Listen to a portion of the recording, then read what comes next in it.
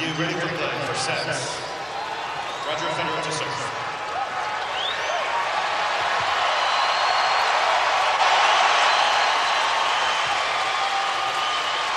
Ready. Play.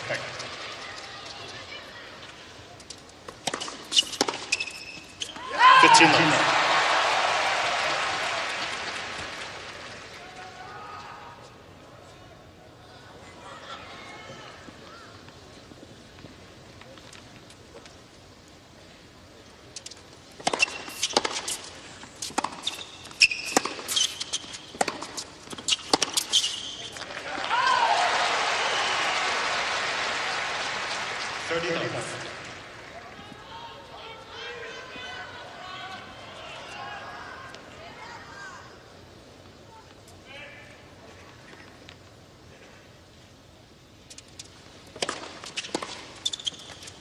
Hold. 40 love.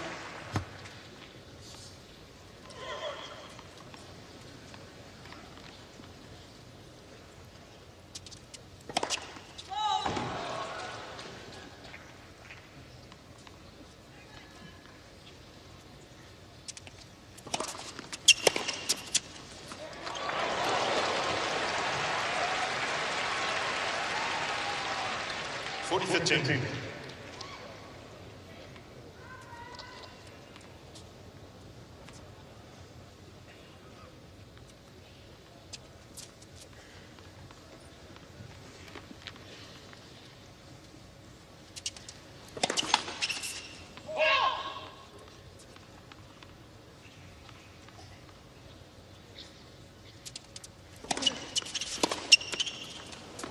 Game, Federer. 5 points, only a couple of Nadal returns in play. First game. A good early message from Federer with a second serve and volley. Found it really interesting also that Federer's already spoken about Edberg and Dubai before Christmas, talking a lot about Nadal. And I remember back to 6 years ago when I spent a couple of weeks with Roger, how much he was concerned with Nadal's game. He knew that Murray and Djokovic were going to be good players, but he understood the wins and losses against them. He doesn't understand the losses against Nadal. And he talked a lot about breaking his game down. Sometimes he could walk off the court against Nadal and play well and be on the other side of victory. And that's what really bothers him when he plays Nadal.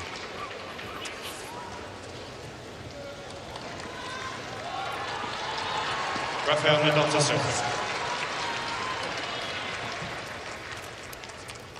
It's not about how well he plays, it's about how smart he is on the court.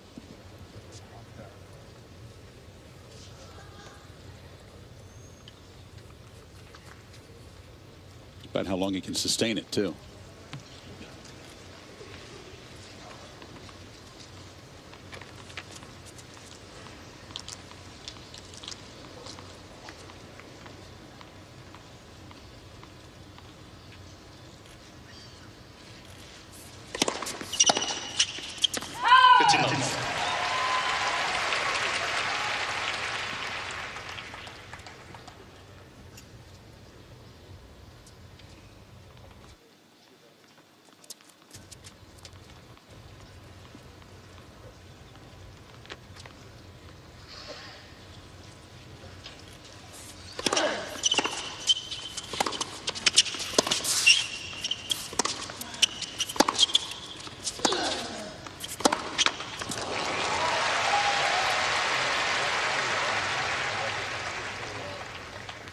Forty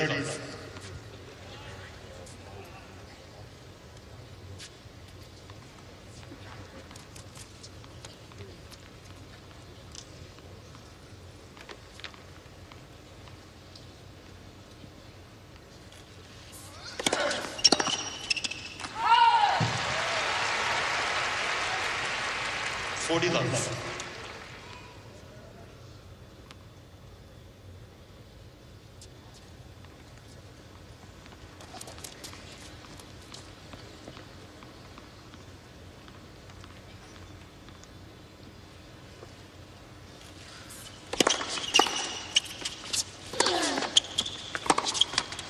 Nadal. Federer showing willingness to hit over the backhand, but netted a couple in the game. I think the good news for Federer early is the tempo of the points are pretty quick. A little bit like the Federer-Murray match. The points are quicker, not as many grinding rallies. We'll see how that develops.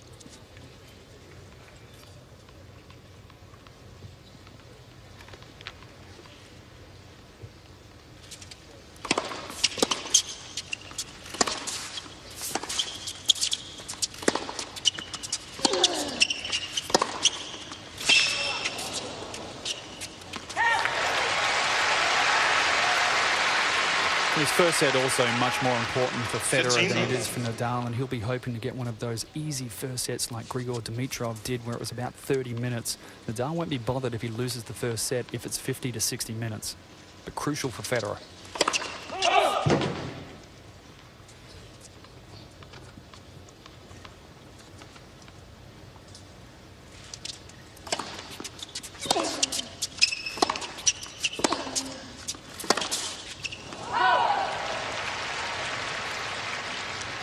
Fitzinel.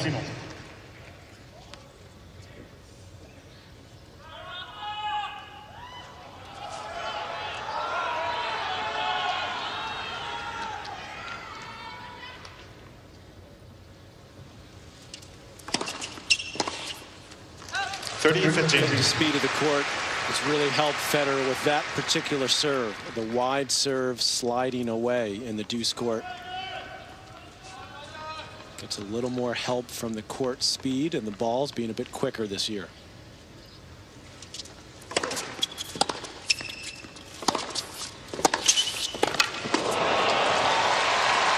Tough to approach Nadal forehand, and Roger knows that. 30 all.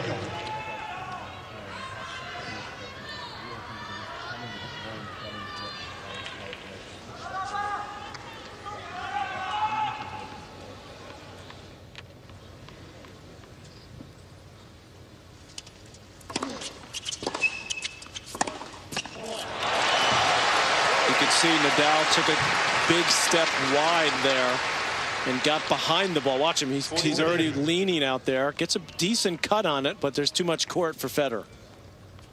That's the kind of bang-bang tennis Federer wants to make routine in this match.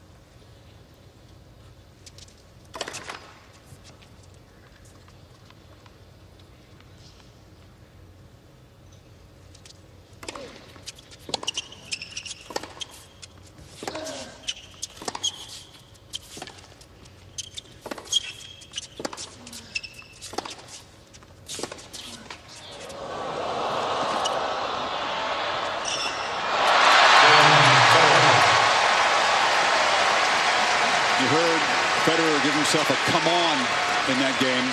That's not normal in the third game of a match.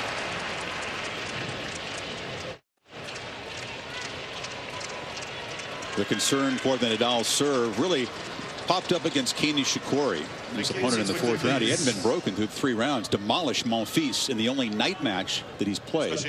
But Nishikori broke him 4 times. And then against Dimitrov, Nadal broke himself a couple times with double faults. In his opening service game, he made 4 first serves.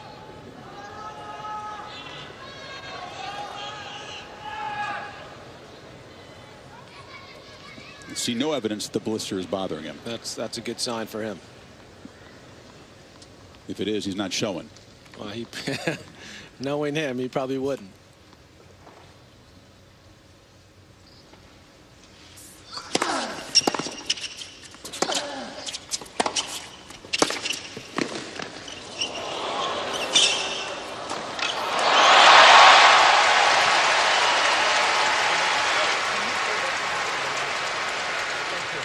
Federer makes the move and there's no indecision whatsoever. Still a tough pickup there, but handles it well. But when he made the move, the decision to come forward, it was straightforward, and no one was better than Stefan Edberg at that transition to the net. Came in on Rafa's backhand that time.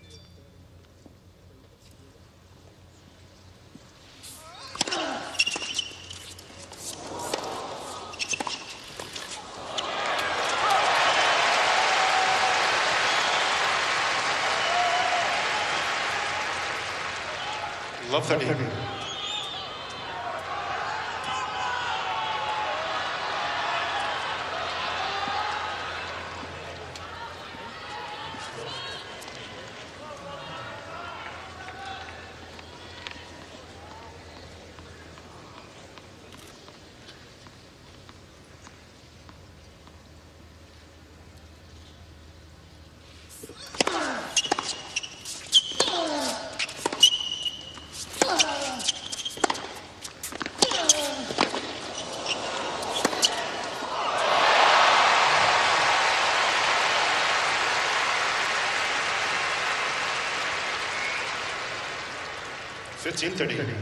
How deep is his trust in this tactic, Federer, coming forward? I think it's got to be deep if he wants to win this match.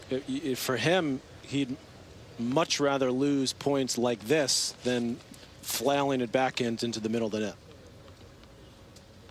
Make Nadal beat you with the pass.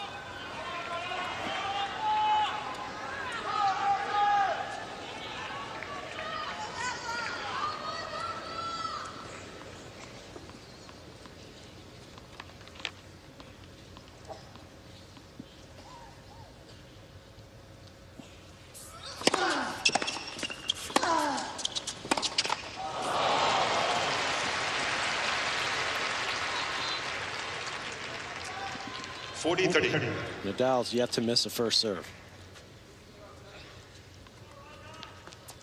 The trickier end to hold. He'll be very pleased if he can get out of a love 30 hole and hold into this breeze.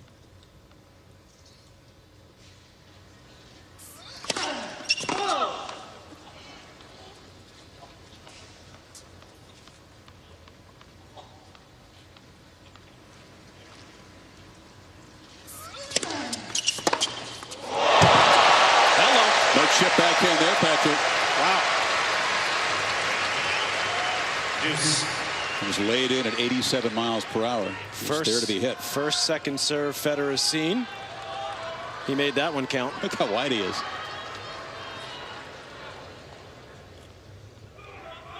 About 4 feet outside the doubles alley.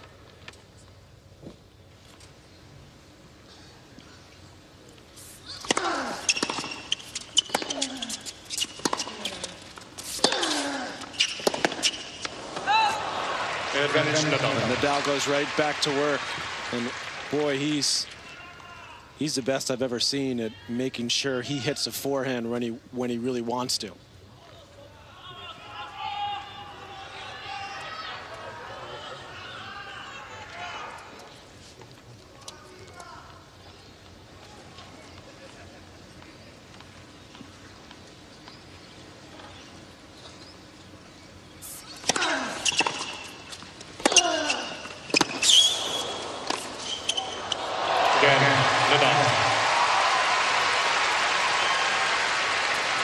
So Federer threatens Nadal's service game, but Rafa still 11 of 12 on first serves in the match.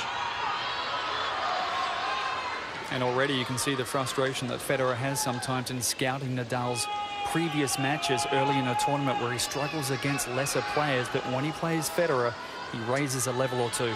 He's done that already in these 4 games. Exactly.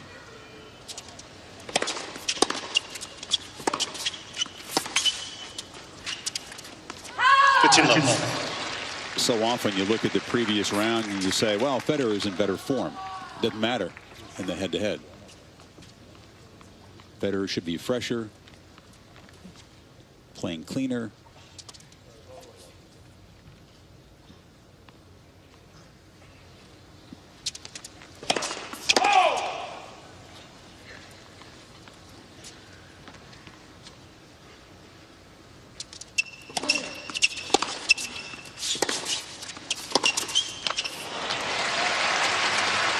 30 love. Nadal looks far less nervous than he did against either Nishikori and especially Dimitrov in the last round. Very tight start in those matches. 40 love.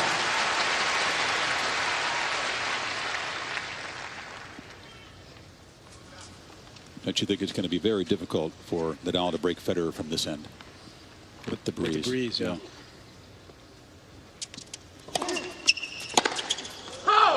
Again, Federer. 3-2 on Rod Laver Arena. Federer leads 3-2.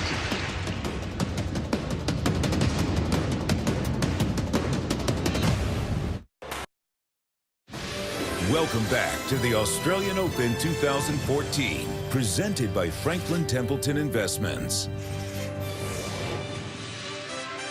A probing start for two old rivals on a cool and breezy night inside Rod Laver Arena. Be careful with that racket, Rafa. He's only got 4 in the bag, Patrick. That's a low number. Only 4. Low. That's very low. Standard would be 6. He broke one in practice the other day when it slipped out of his left palm serving with that tape on it. Okay.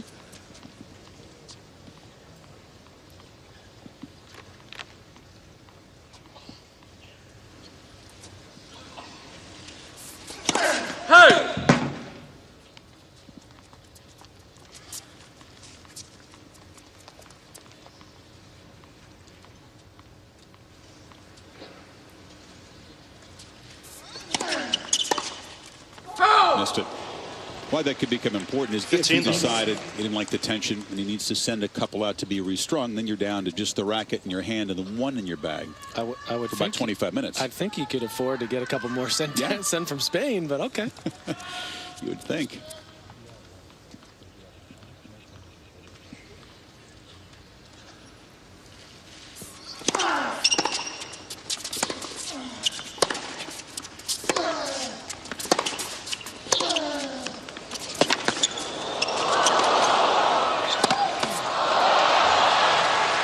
Beautiful defensive shot by Federer, but Nadal just keeping him on the run. Yeah, you talk about Federer's transition game, but Nadal's is pretty darn good too. And the ball was very low.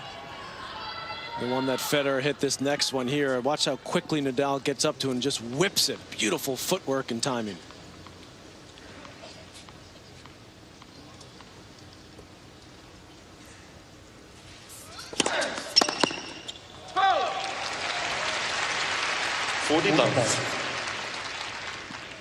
Roger said, I don't care how slow Nadal was serving against Dimitrov. I know he'll come out guns blazing against me. And he has with that shot.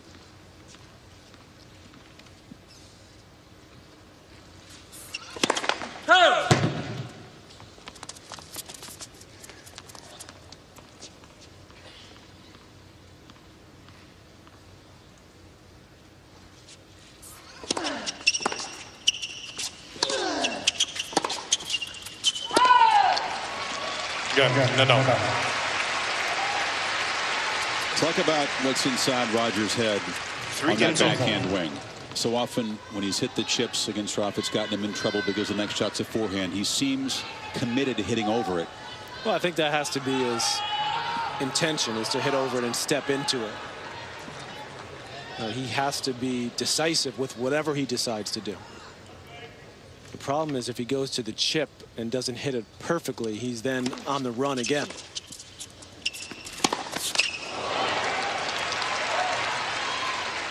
Love 15. And this is the pressure game for Federer. Against the breeze, Darren? Yes.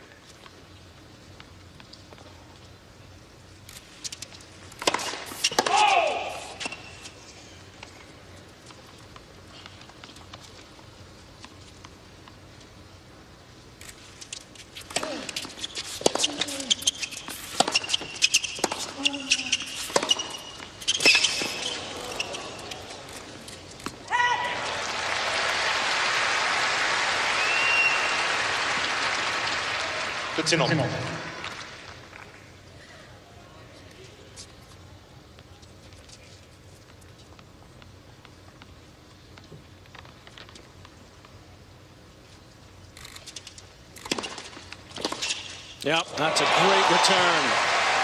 Nadal was sitting on it. 15-30. And he had to be, because it was well placed, it was wide, it just didn't get it quite wide enough.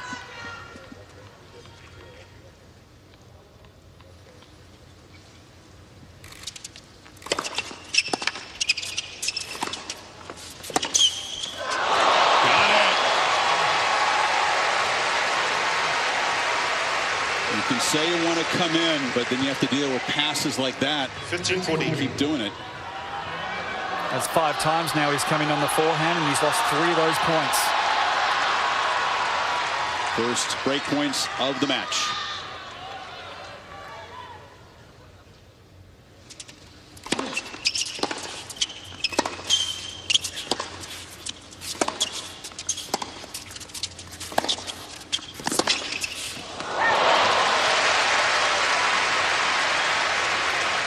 As you know, Chris, I'm not a fan of coming in against Nadal's forehand. You can go to the forehand and push him back and create space to come in on the backhand, but coming on the forehand is a risky play.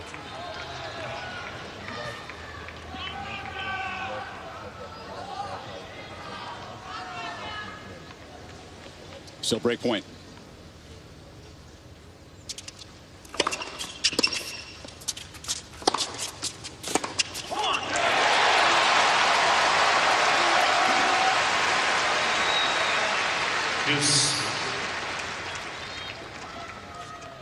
Mirka doesn't look relaxed. Not as relaxed as Stefan appears to be on the outside anyway.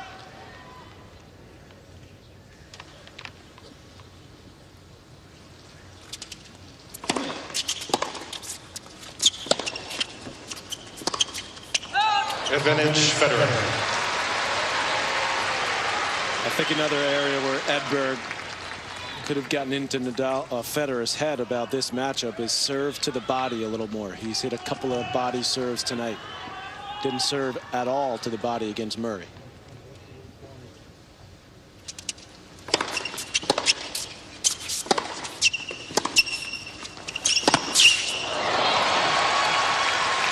If Federer's gonna run around the forehand and go back inside out, he has to do way more with that shot. That's just routine for Nadal to pull that up the line. It's a recipe for disaster for Federer, that play. Advantage Federer.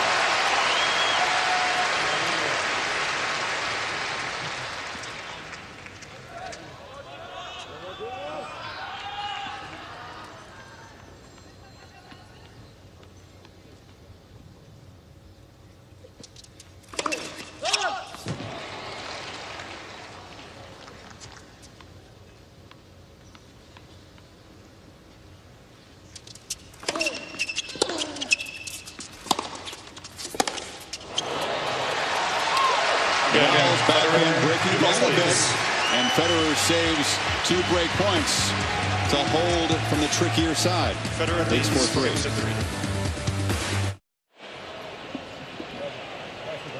4-3. And welcome back. 8:15 on Friday evening, the beginning of Australia Day weekend. Holiday down under. Across town, thousands enjoying Pearl Jam. Patrick, it's the big day out. That's not a bad ticket, but I think I'll take this one. I'd rather be here. Yeah, I think I'll take this one. You know, people are watching in every time zone around the tennis world anytime these two guys collide on a court. Mid-morning in Mallorca and back in Switzerland, so good timing for the European fans. New tennis balls for Rafa, serving into the breeze we've talked about. 15 love.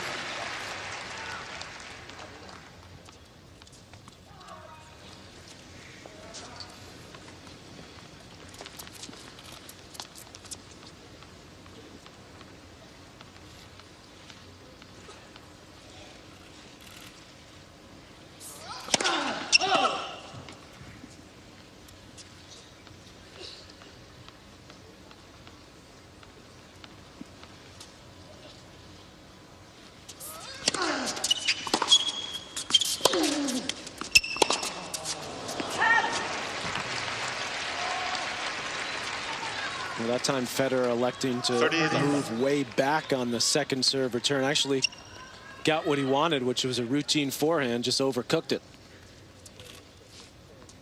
Interesting to see if he adjusts his return position.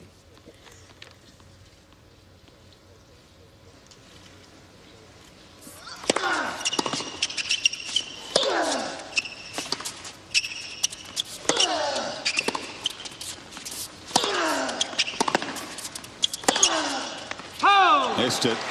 Tried that all-out assault on the backhand corner. So familiar. And what I mean by adjusting his position is varying it. We saw him step around earlier in the match on this side, on the ad side, and crank a forehand, step back. I think he has to tinker a little bit to keep Nadal guessing.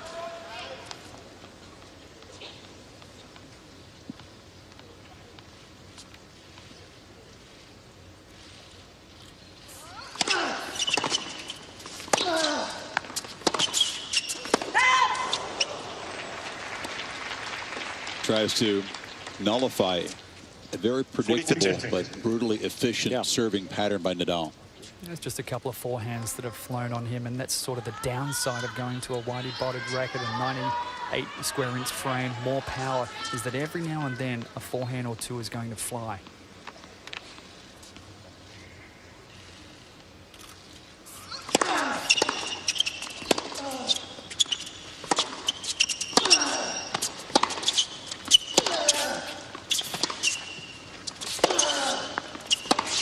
Beautiful. Beautiful. I think it's well worth it, Darren, because I think he'll gain better control as he gets used to it, and it's clearly helping him in some other area of his game, like here. I agree. I think the upside outweighs the downside. You were in Brisbane when he was tinkering with this new frame and played a terrible final set against Hewitt. He said he was trying to overhit. He hadn't really figured out the capacity of the frame at that point. Correct.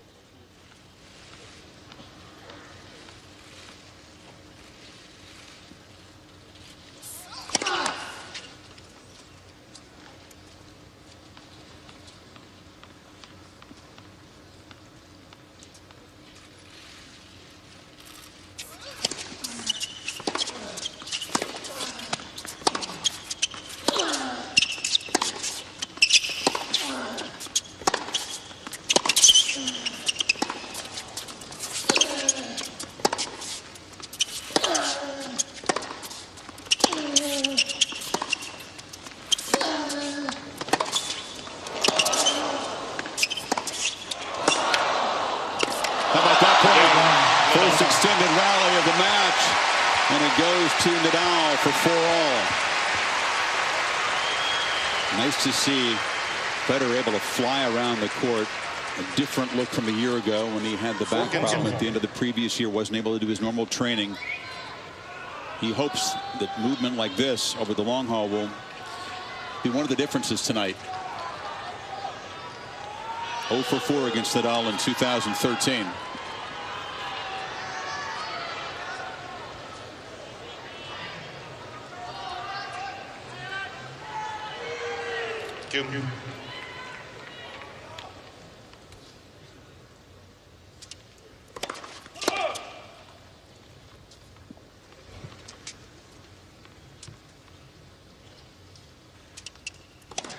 That's second serve.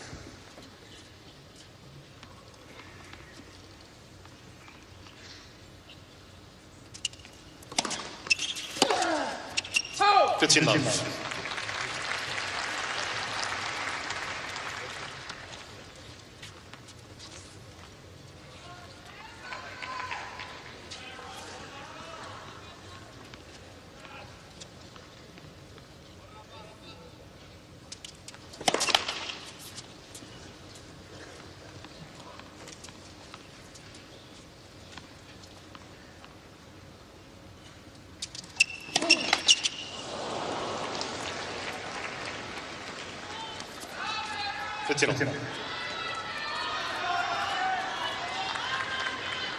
Even though Rafa missed that return on the previous point, it sent a message. First double of the match.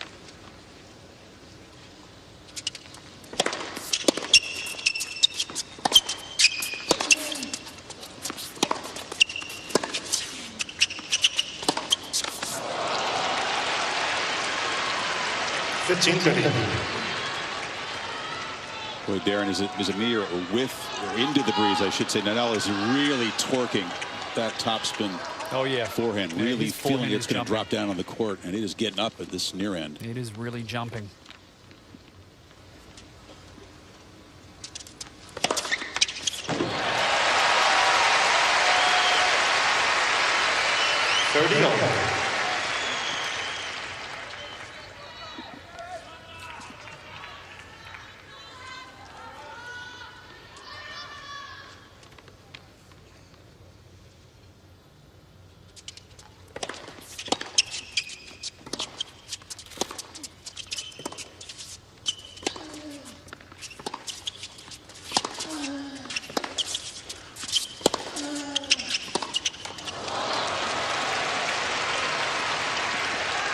They played 1,000 points like that head-to-head, haven't they? Well, that's what Nadal likes to see, taking the air out of the ball, but getting it up higher and making Federer not only hit it high, but generate his own pace.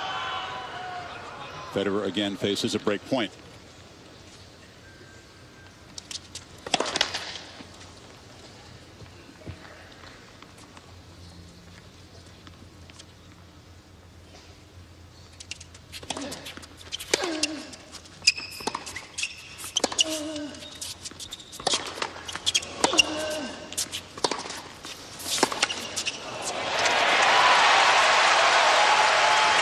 Small margins, a net cord goes over for Federer. Break point down.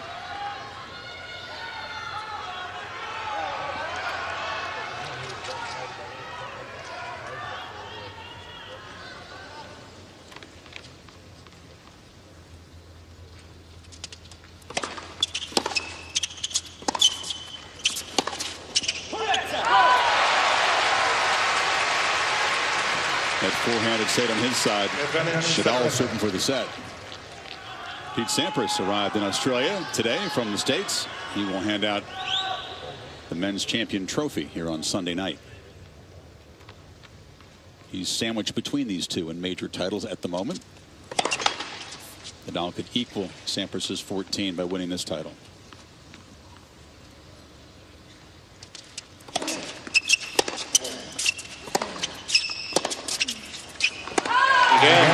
Huge hold there, Chris. Huge hold. He's had a couple of them in this opening set. Nadal will serve to stay in it in Mr. Laver's house.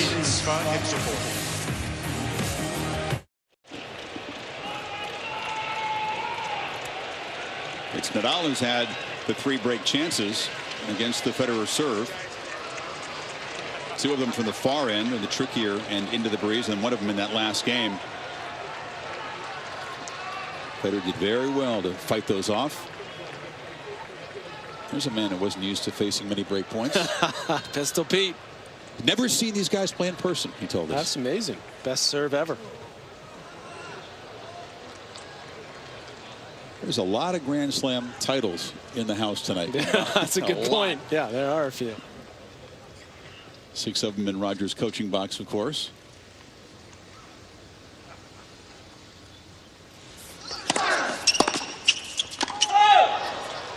Probably the question I get asked more than any other one, Chris, is will Federer win another one?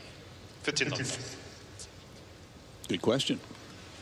That's why I get I'll asked tell you it a on lot. Sunday. Federer will become the huge favorite to beat his countryman Stan Wawrinka in the final here if he gets past Nadal. Stan's playing well, but you clearly make either man the big favorite. The odds makers would anyway. Absolutely. Well, Nadal has come out, as you said earlier, Chris, serving exceptionally well tonight. 79% first serve percentage, and he's going after his first serve.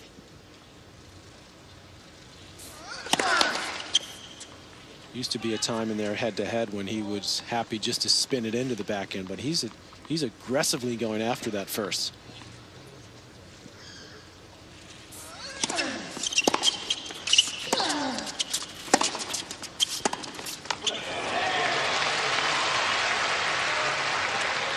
Federer is aggressively going after Nadal's backhand whenever he can.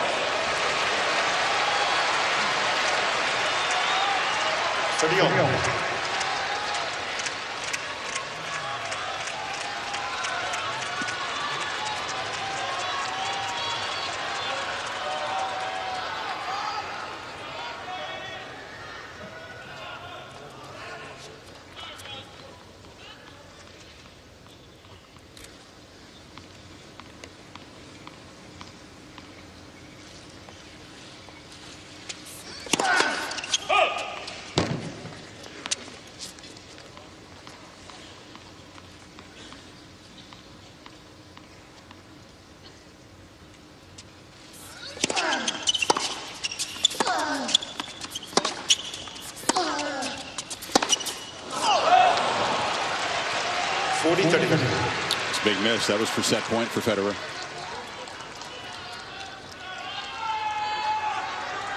That was exactly the kind of transition shot that Federer's been dealing with beautifully this tournament. Nadal's dropping quite a few of his ground strokes short. Can Federer capitalize?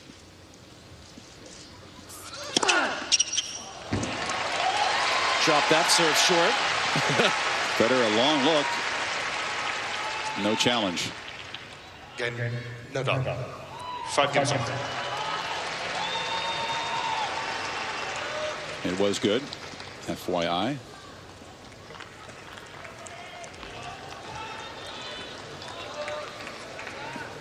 One of Rafa's many quirks. He'll run right down the Melbourne sign when he moves baseline to baseline. Likes to walk through that painted area.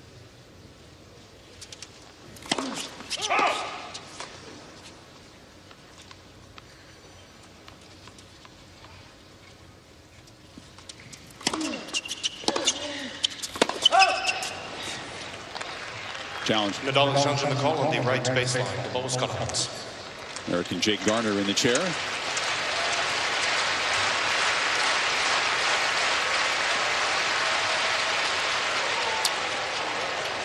Nadal has 2 challenges remaining.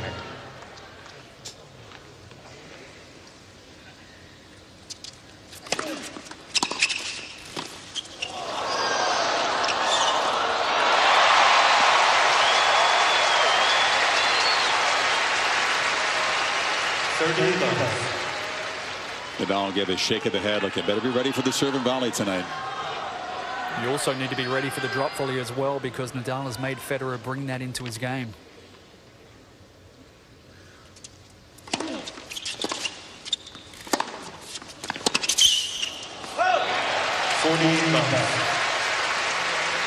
Can't just punch that first volley deep to the court anymore, because these guys move so well. You give them a second chance at passing you and they'll make it.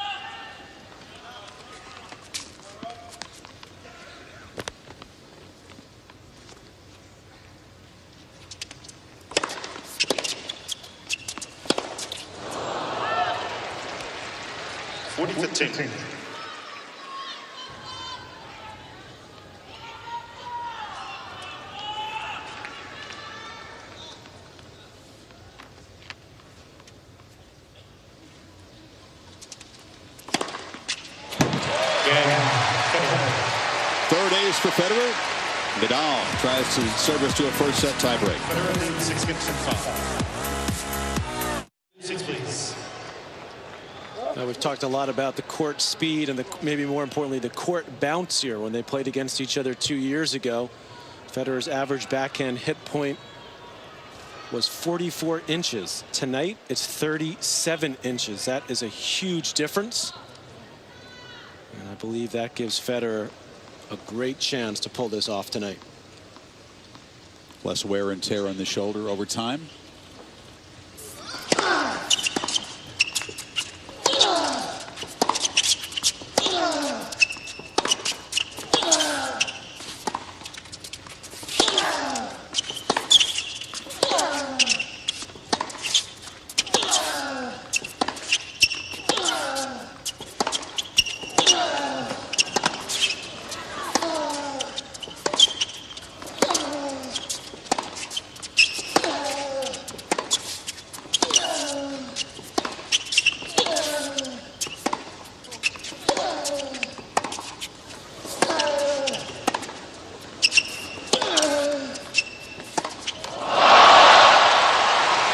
Toe-to-toe for a while. Federer right up on the baseline. So tough to time those shots from there. 15 love. Just playing them almost like half volleys, Patrick. Yeah, well, that's good for him. It's not really less wear and tear, Chris, so much as just less unforced errors, because the ball's not getting out of his comfort zone as much, and that's the difference. But he's still, as you just saw on that point, even though the ball didn't get up high on Federer, he still has to hit a ton of shots.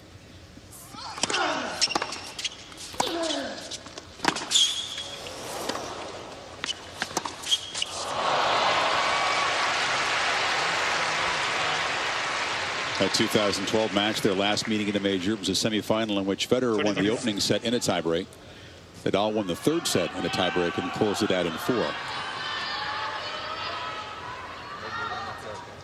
So this is the first in 2 years at a Grand Slam. Rafa trying to force another first set tiebreak.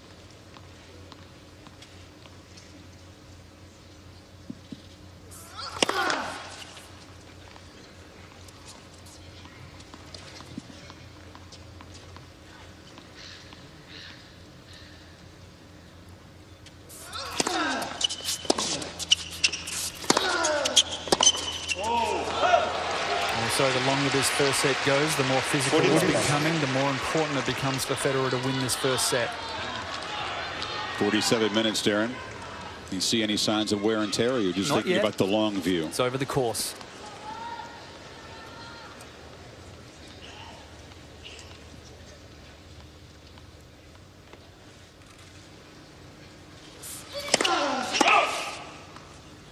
Nadal beginning to play more points on his terms. Would you agree, Patrick? Yes.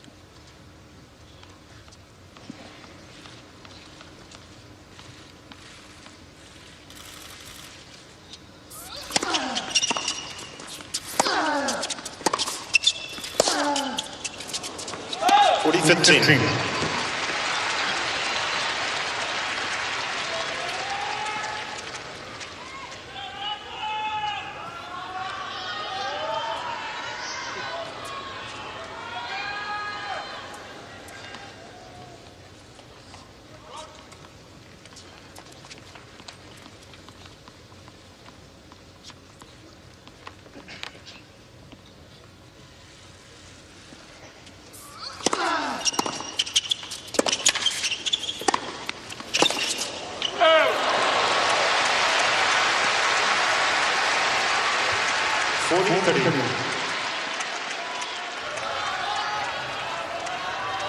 think that's an example there of that bigger frame, a little more power in the racket, paying dividends on the return from Federer, allowed him to get a short reply and get to net quickly. At full stretch, he's got a little more pop on the ball.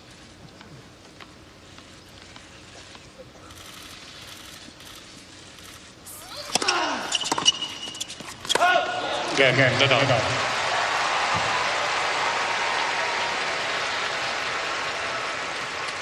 Six games all for sets.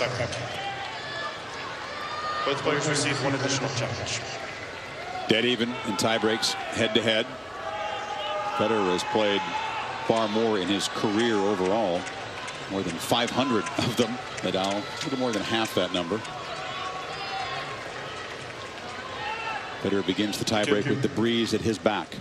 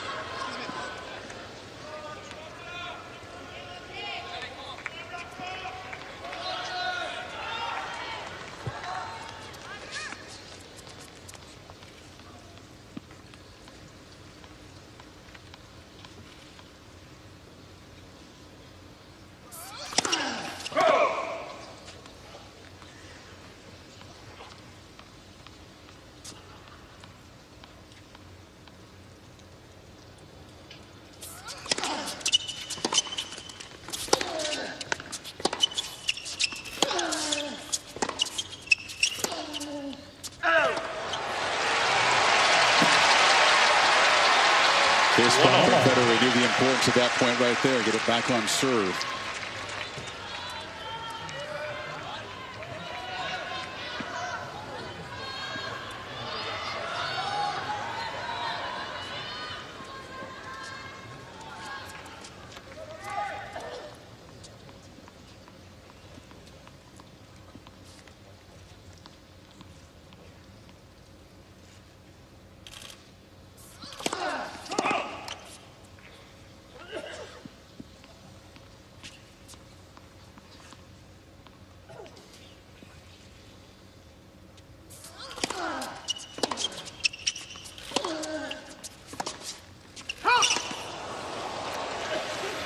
2-1 Nadal.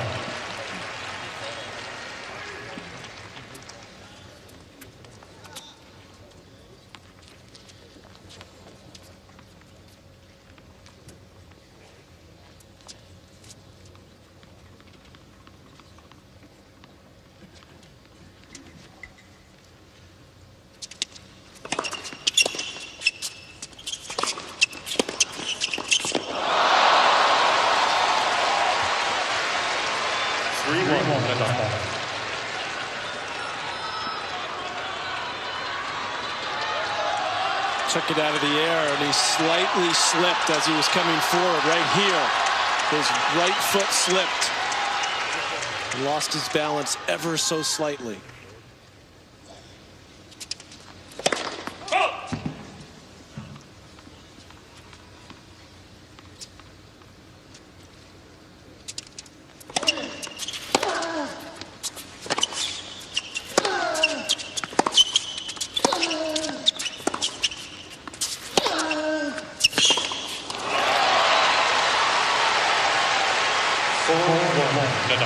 It's also slipping away as this first set tiebreak. Federer with the breeze, losing both points on serve. Nadal will have whatever edge there is on his side after this point.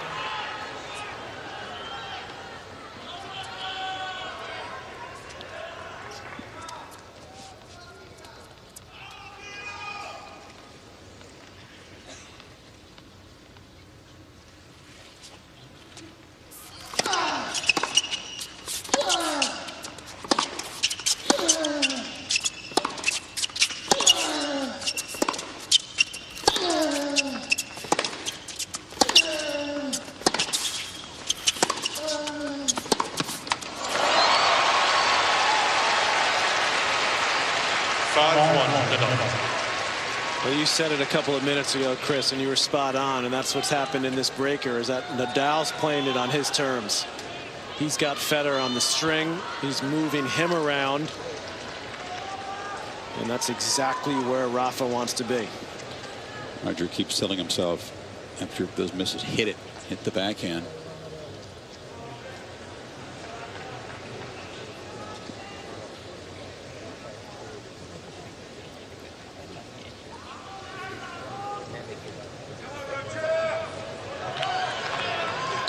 He's certainly fit, better than he's been. And this isn't going to shake too much of his belief, but if Federer can't pull this back, it's a pretty deflating way to end the set.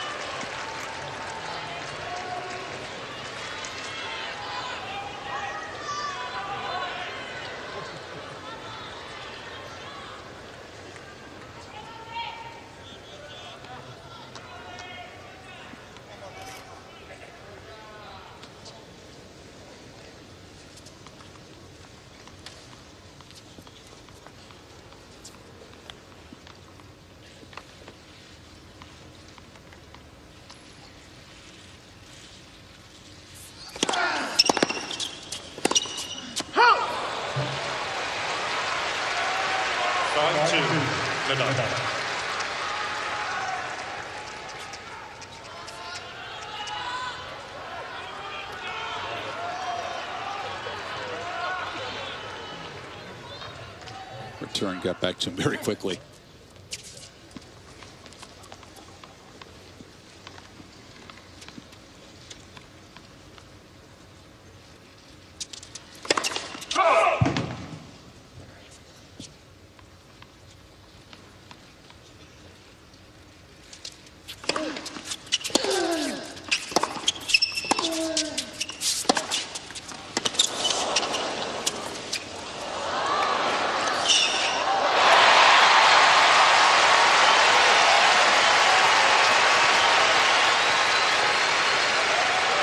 Drop shot's pretty good weapon in this opening set for Federer. Yeah, set it up with a big forehand right there in the corner. Each time Nadal's gotten to them, but Federer's had the reply.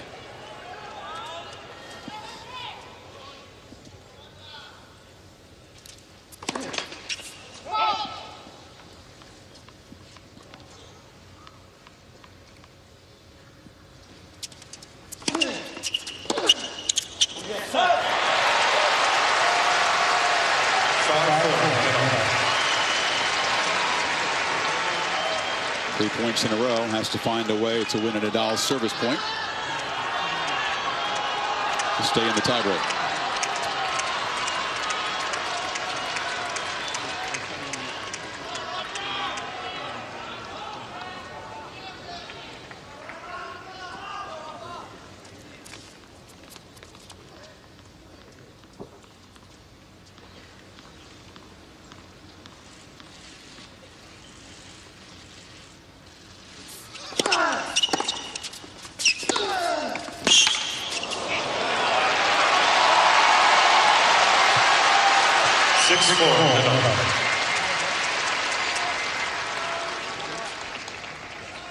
Two set points.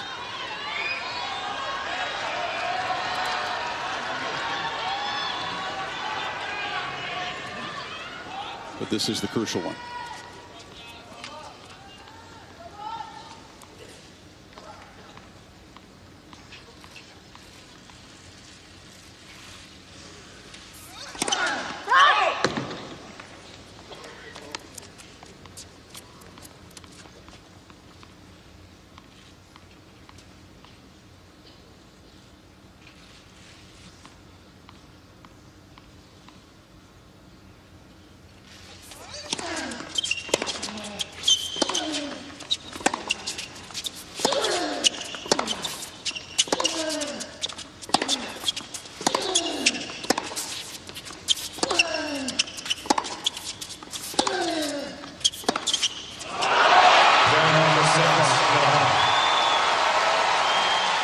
The game plan tried and true. Earns Nadal the first set tiebreak after 59 minutes on Rod Laver Arena.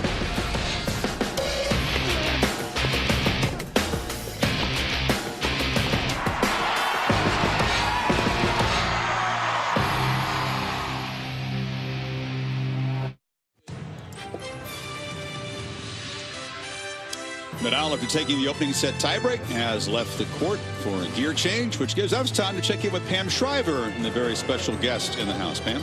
That's right. A couple of PSs here. Pete Sampras, what is your reflections on the first set you've ever seen between these two live? These guys are good. They really are amazing. Rafa is a great player. He moves phenomenal. Roger is playing well. His serve sort of left him in the tiebreaker, and you know, Rafa's tough. He's a beast. He can play at this level for hours, and Roger needs he needs to recover from this first set loss and hopefully come back and we'll see what happens. Well, you've played so many tremendous tiebreaks in your career against Andre, especially at the Open. What is the psychology after winning or losing a tiebreak? It has to be a quick recovery. If you lose it, Roger's got to just snap back into the second set. There's no more time to just sort of, you know, as far as worrying what happened. It's over. It's got to move on, and we'll see. What about when you think about Roger's last 12 months and everything you went through in your last 12 months of your amazing career? Well, as you get a little older, you're not quite as agile. You lose a little bit. He's been out there many years. He's done everything in the game. He's a great champion. And as you've been out there for many years, you get a little stale. And I think Roger last year, he lost some confidence. But he's playing well, and we'll see what happens for the rest of the match. Pete, it's great to see you here. Fight the jet lag, and terrific to see you present the trophy on Sunday. Thanks, Pam. Chris? All right, Pammy. Of course, Sampras surpassed by Federer at Wimbledon. Thank you. Roger with his 17 majors. Nadal can equal Sampras' 14 by winning the title here. They've already played in the same number of Grand Slam finals, Sampras and Nadal. Pete and Andre played 34 times. That's one more than these two guys have collided on the court. It was a tremendous rivalry, and for many reasons why this one is so good, although theirs was a little bit closer, is the contrast in the styles. Exactly. Sampras a 20-14 edge on Agassi. Nadal begins set two.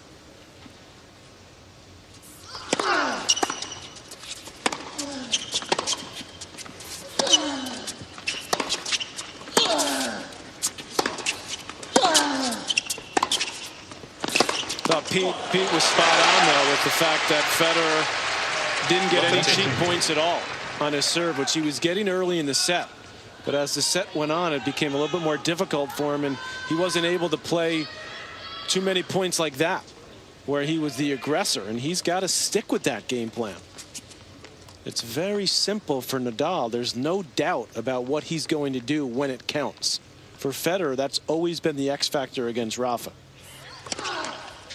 You feel that clear game plan is why over years in big points Nadal's been able to have the edge. Absolutely.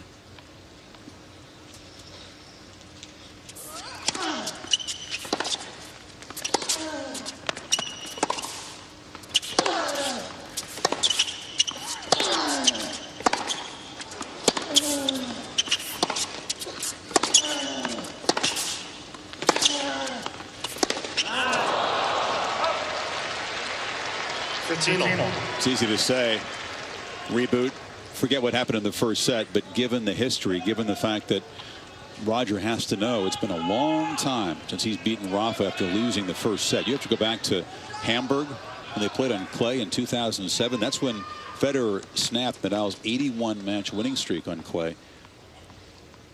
That's it. Then in the Miami final, back when it was best of 5.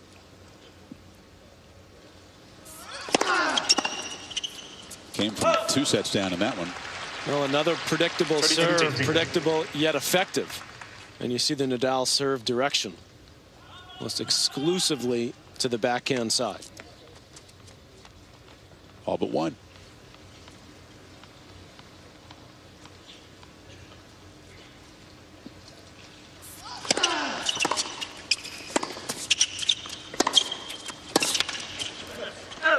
Much better play there from Federer. You saw in the first 6 games he was able to do that, whether or not he came in on the forehand or backhand. He was looking to get forward, but credit goes to Nadal because he's kept an incredible depth on his ground strokes, so the opportunities have dried up for Federer.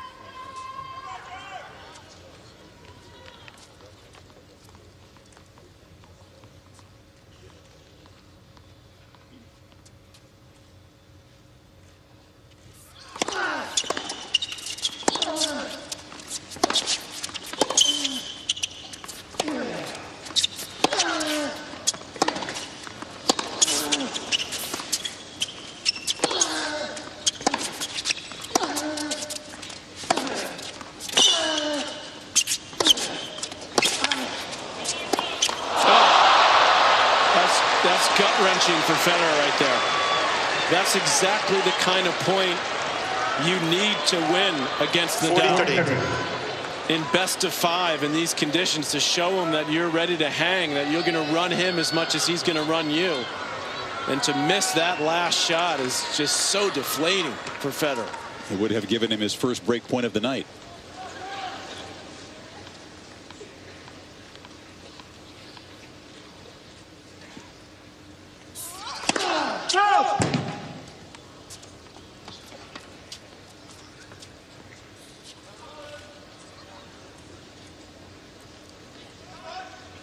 Rafa is right not to challenge. That did miss.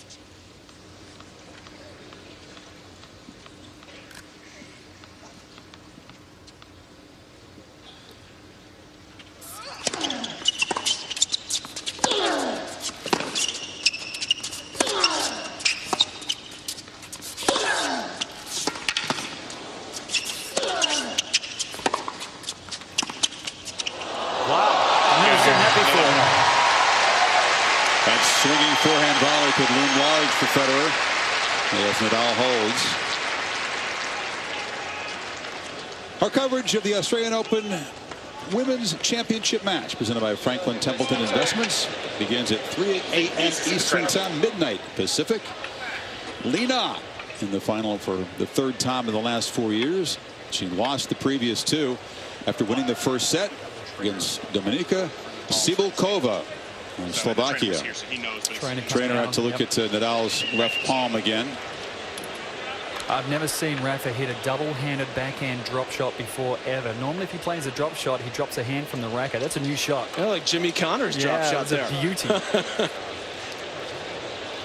Again, if you're joining us late and haven't been tuning in all week, the saga of the blister on that left palm, which is about the size of a nickel, maybe, but it's where the butt cap of the racket hits that. He holds it in a different position than most guys, with kind of the hand off the end of the racket.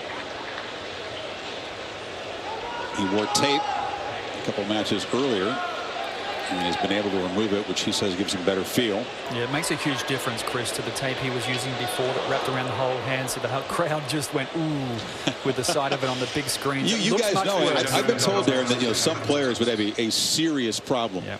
Continuing through a tournament with that kind of blister. Yeah, for sure, but it does look much worse than what it really is because of that red cream they put on it. It's more disinfected, so it's not as bad as what it looks, but it is tough. It's the worst position a tennis player can have a blister on the hand to play with because it's right where the end of the racket sits.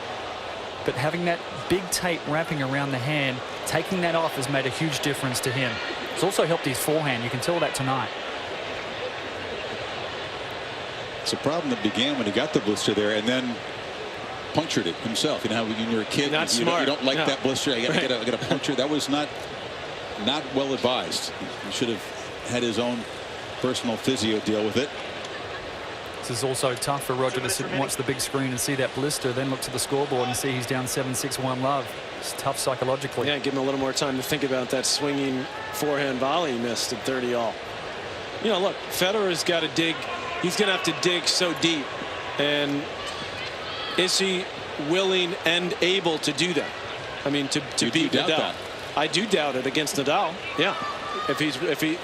Because I think he's playing well enough to be right. He's right there. The only guy that's beaten Nadal basically by saying I'm going to run with you, I'm going to grind with you, was Novak Djokovic when he was beating Rafa on this kind of surface. Other players have gotten hot and sort of blown him off the court when he was younger, but no one's really been able to say I'm going to grind with you. Except Djokovic. And nobody can blow him off the court now either.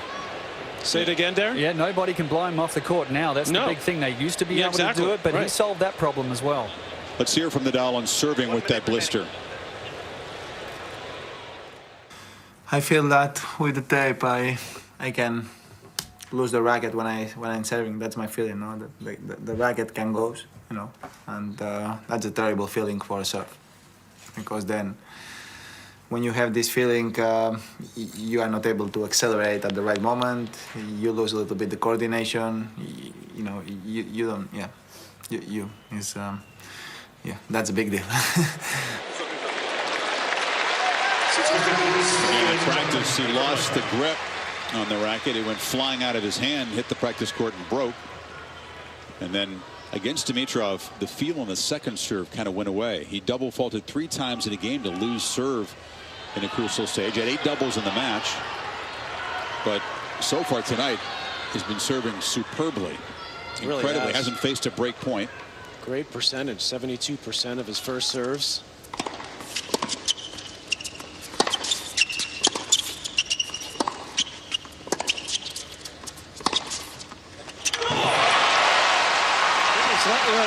That's what you want to see from Federer. He's got to get into it, like mentally show Nadal that he's ready to go to the distance, because that's the only way he's going to win this match now. He's not going to steamroll.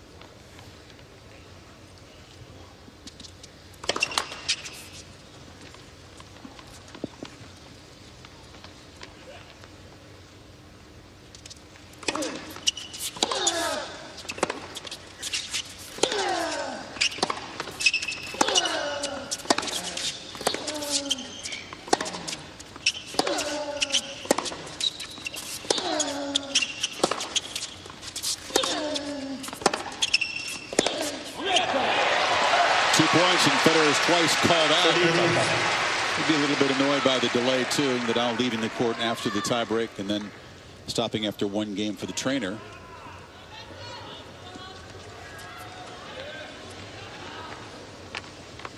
But he looks really, emotionally into it right now, more than the first set.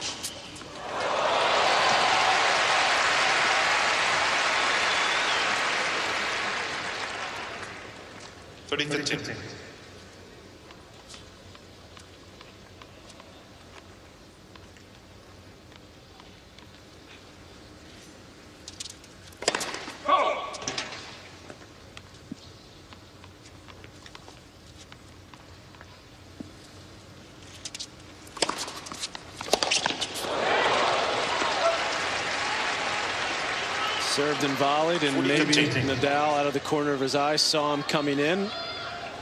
Mishit it. Tony, one of the few high-profile coaches that doesn't cover that little lipstick camera in the coaching box. Stefan Edberg wants no part of it. They cover it up. Beautiful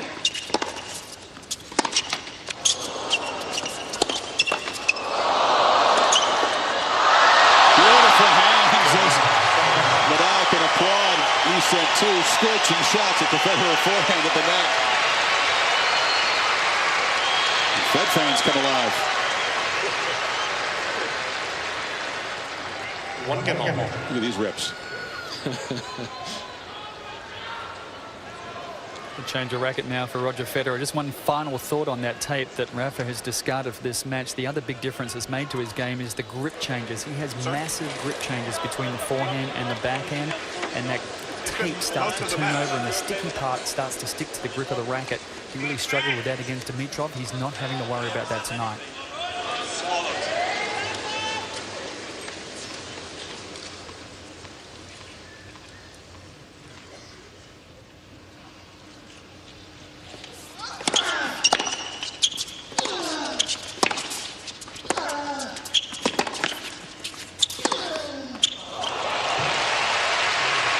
These guys are both tremendous front runners. The numbers indicate that. Why on Nadal's end is he such a great front runner? Is it because you think he relaxes, or because it's so daunting for the opponent to know that it's tough to come back against a guy that's physical? It's both. Mostly it's the physical part of his game. He just wears you down, and it allows him to hit more shots like that where he's aggressive on the forehand.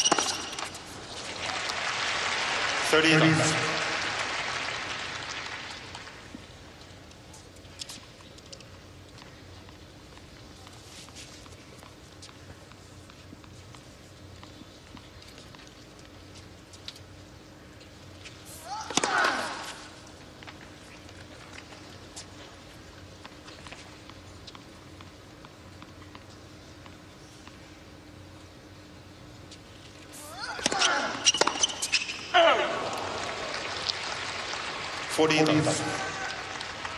It seems to me, Darren, I'd be interested to hear your thoughts on this, that Federer plays more points like that, where he's going for his shots early in the set, and he sort of backs off of that later in the set. I agree.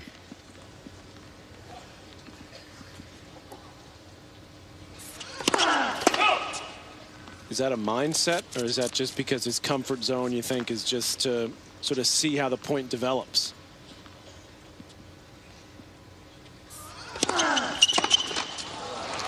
Game, Nadal. Hold that thought, Darren. On serve, early second set.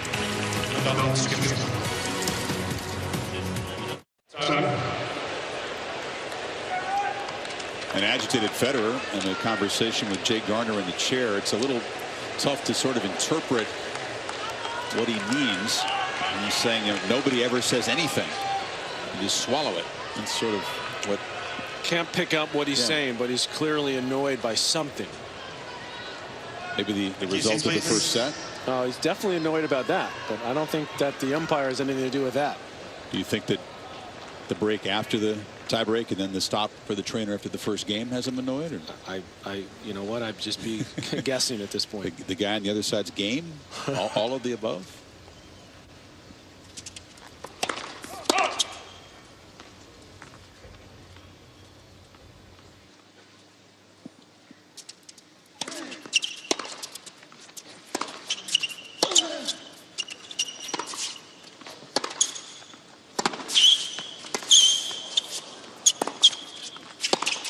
Oh, yes.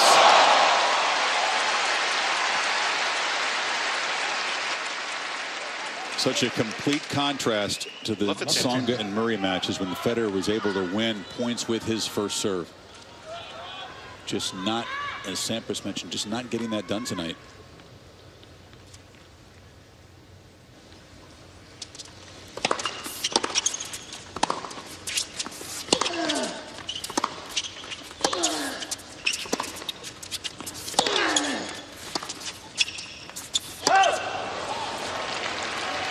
And he hasn't been broken, but he's having to play a lot more points like that in his service games.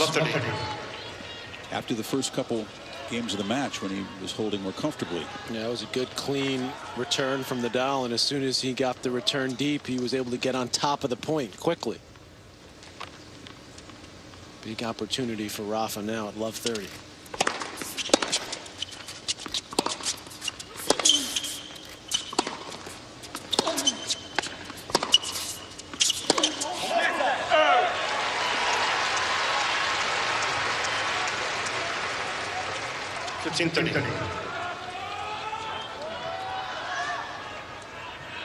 Incredible depth by Nadal on his ground strokes tonight.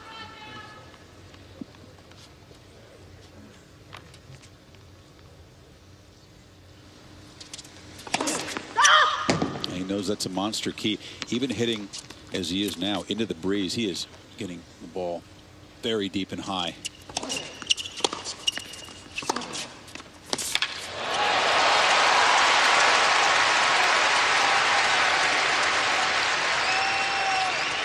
Federer talking to himself. He knows he has to make a stand right here. Well, this time Nadal doesn't get the ball deep nor high, and Federer makes him pay the price.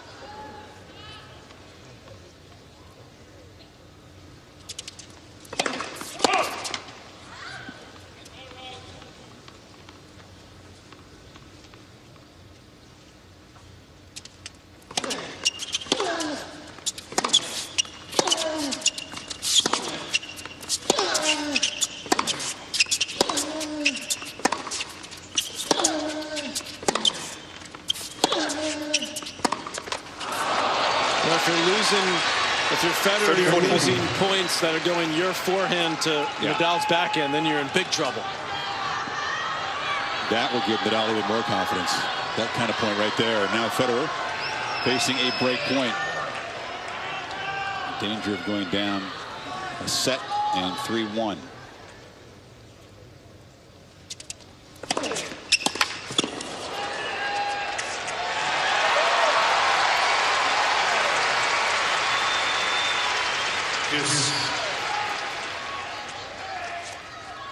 Finally, he's thinking.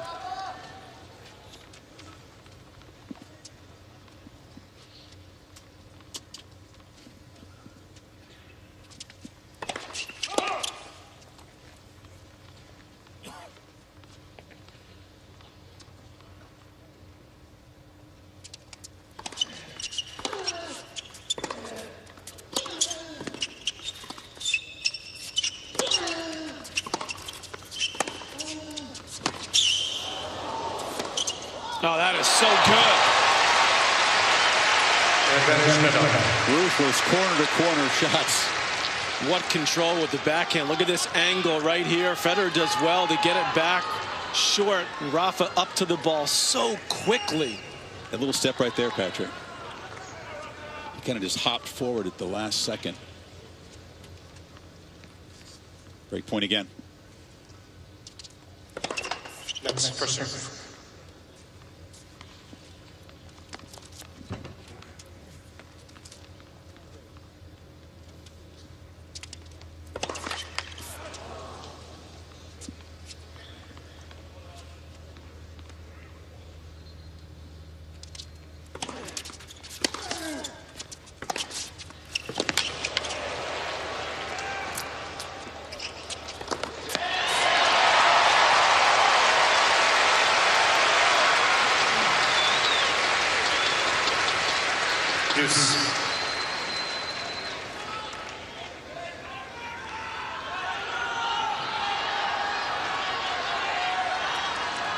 Return too short.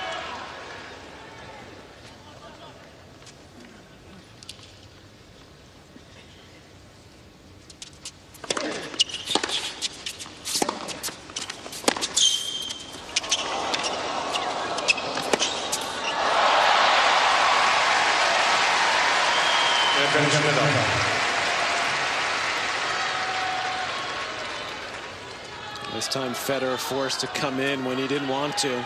It's a wicked angle. Yeah.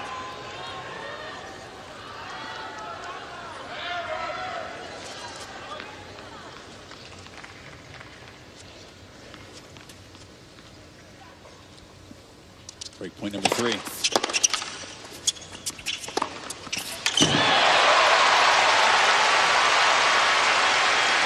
None of these great points as Federer had to play a point, play a rally.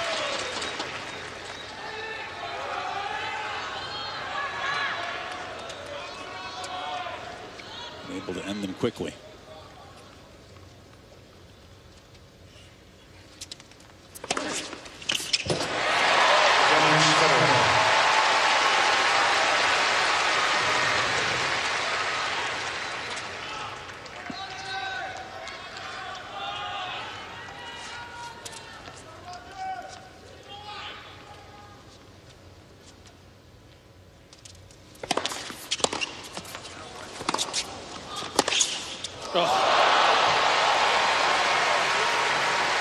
Wicked on the pass.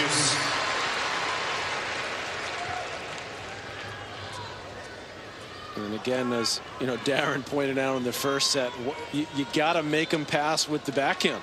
I mean, that's a mid-court ball. That's a routine pass for Nadal. But against the righty, it's to the backhand, and that inside-out forehand has been the trademark. I'm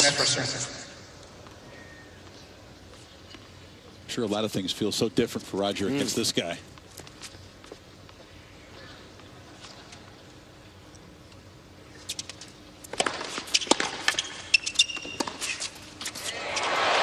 Beautiful control as he was falling backward.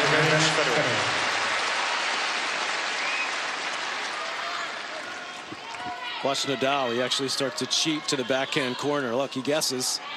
And that time Federer gets him. But he wasn't coming in behind that shot. Stayed back.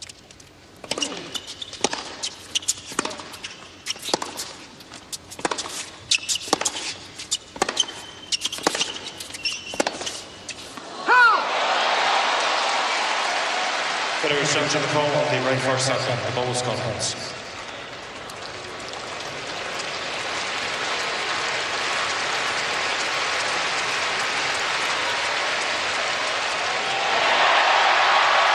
Well-used challenge.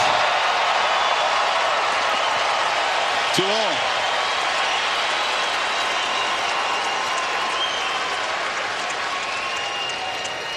Two games on. Ken Rosewell there in the box as well. Just behind the rocket. Adding to that total Grand Slams That's right. in the arena tonight. Big moments for Federer right there in that game.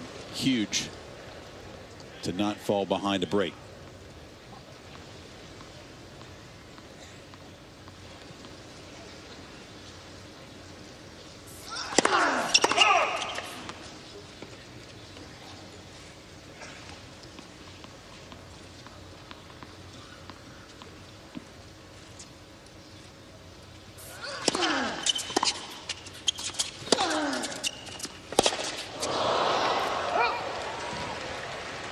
Nadal has sent one of the only 4 frames that he has in the bag out to be restrung.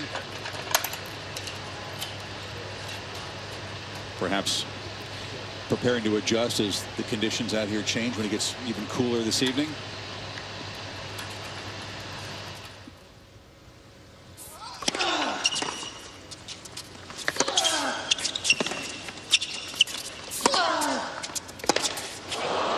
The shanks becoming more frequent. Yeah, 2 in a row in this game.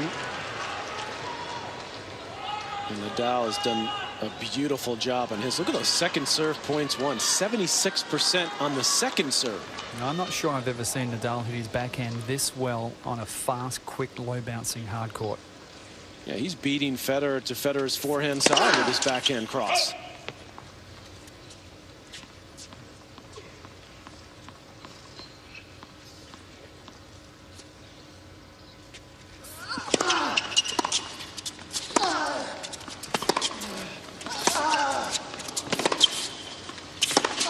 That's ridiculous. That's his 9th winner off the backhand side. Federer has 0. Well, that is a telltale sign of Nadal confidence and feeling great about his game when he is taking a rip and flat backhands like that. He's feeling good.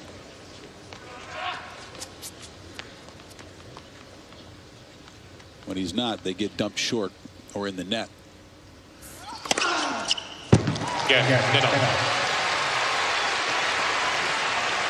On serve in the second. It feels like just hanging on here.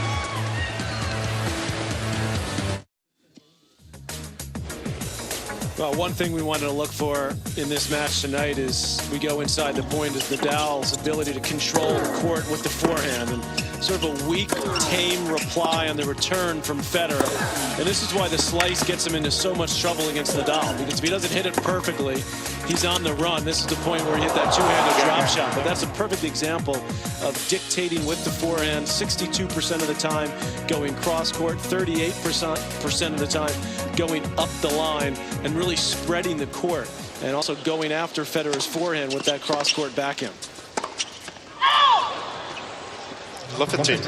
What you pointed out last game is startling. We think of the Nadal forehand, along with Rogers, being one of the great weapons in the history of the sport.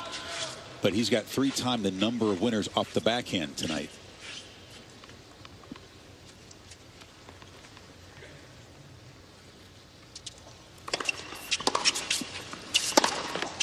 That's 2 quick misses from Federer to challenge it, but he looks like he pulled it wide. It's a build-up of pressure. Every service game now is in trouble.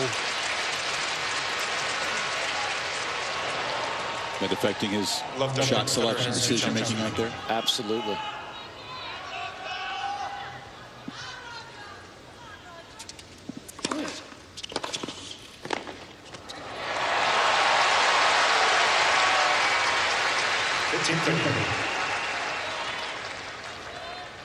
This crowd gave both guys a huge cheer when they came out. It was tough to see who they were favoring, but now a lot more voices for Roger. They're very knowledgeable, and they understand right now this is a crucial moment for his chances of coming back in this match.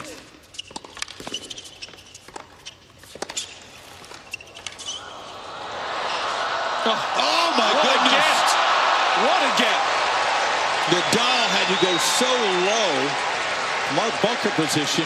It's easy to appreciate the brilliance of that. It looked like the ball was actually behind him when he hit it. Oh, come on.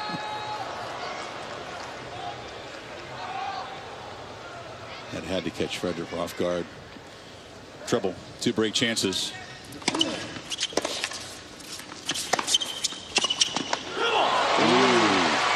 Nadal knows he got a gift there. Came right back to him. Roger tried to wrong foot him, but it did not get very deep into the corner.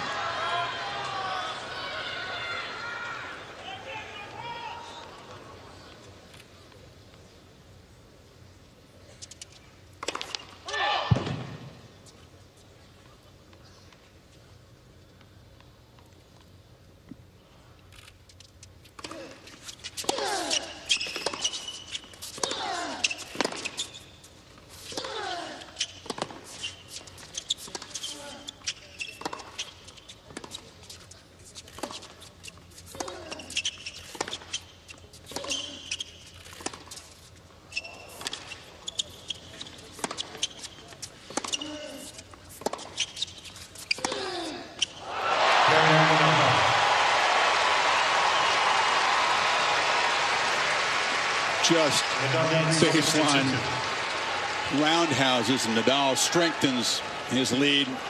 First break of the night for either man.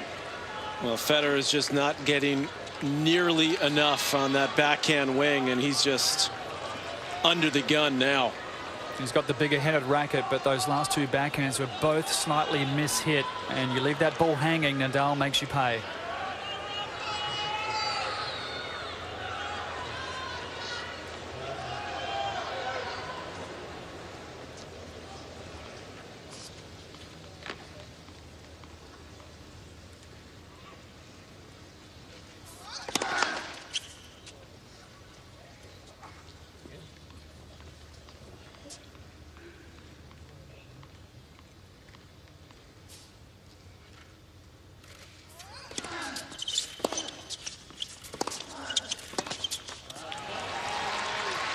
So far in the second, Nadal's lost a little bit of that superb first serve rhythm, but Federer can't make him pay, Patrick. 7 for 7 on second serve points by Nadal in the set. No, his returns are not penetrating at all.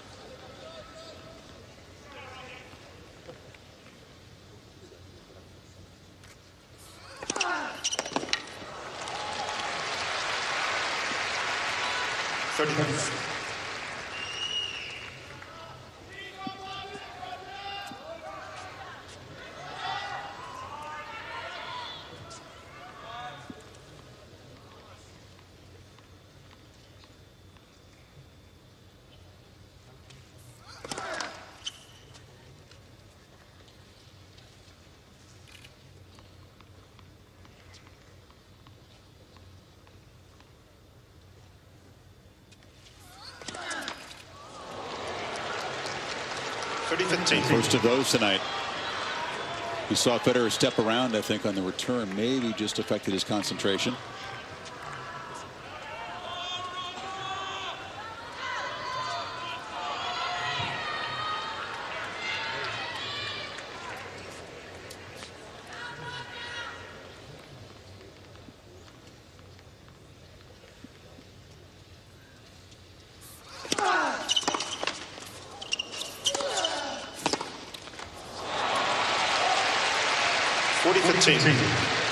Nadal's winning these points just so easily now. It's just basic tennis for him at the moment. Doesn't have to do anything out of the ordinary at this point. Steamrolling now.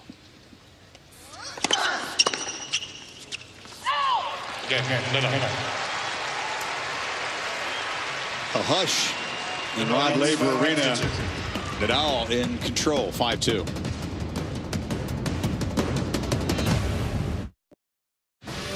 Welcome back to the Australian Open 2014, presented by Franklin Templeton Investments.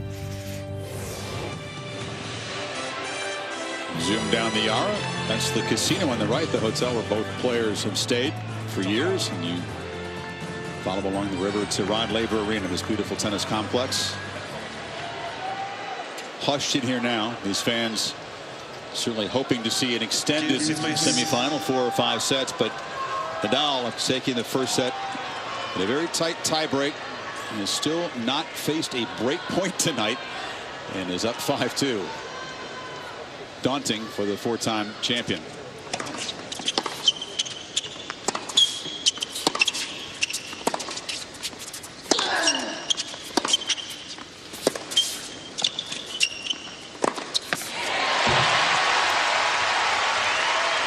If you're Federer, Patrick, do you think about one small job at a time and not the bigger challenge of trying to come all the way back? Well, I think you do. I think you obviously got to try to keep yourself motivated, stay aggressive with your shots and your feet. He's gotten a little bit flat-footed in this second set. Nadal, meanwhile, is at 12 winners in this set and just 3 errors.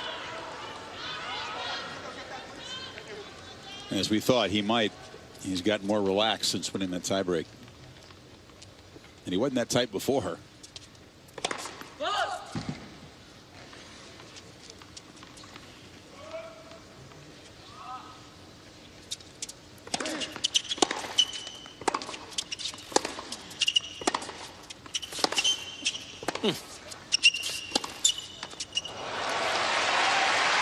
Nadal has been brilliant. Absolutely brilliant from the back of the court, and it's pretty easy for me to sit here and say Federer needs to be more aggressive and get to the net more, but he's not getting the opportunities. Nadal's depth and weight of shot has been simply brilliant tonight.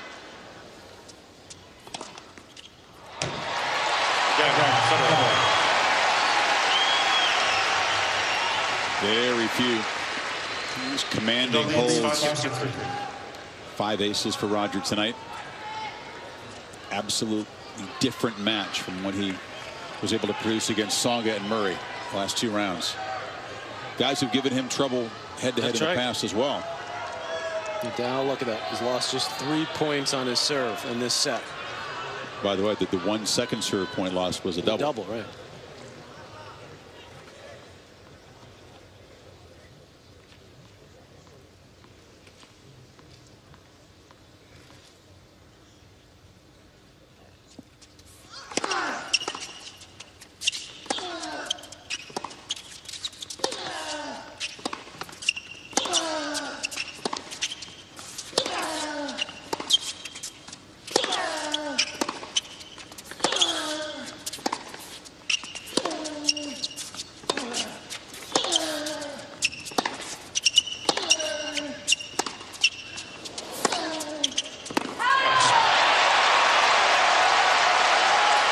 That's what I mean, Chris, when I talk about Federer being a little more active with his feet, a little more aggressive with his footwork to get around the ball when he gets an opportunity on his forehand. But you have to do that every single point against Nadal, which is obviously very difficult to do.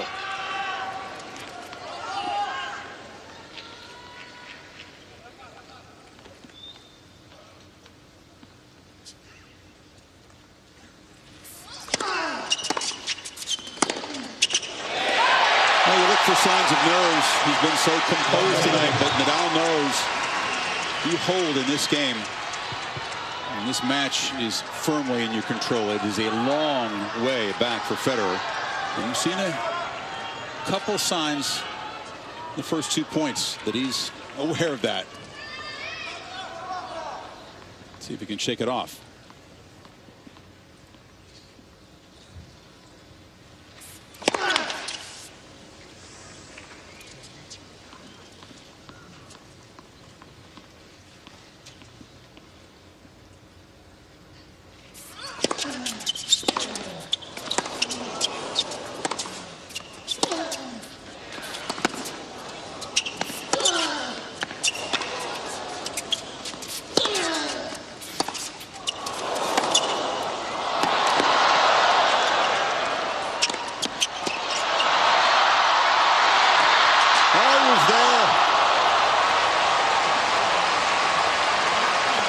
But all the road work in the point might have made that final shot a little tougher.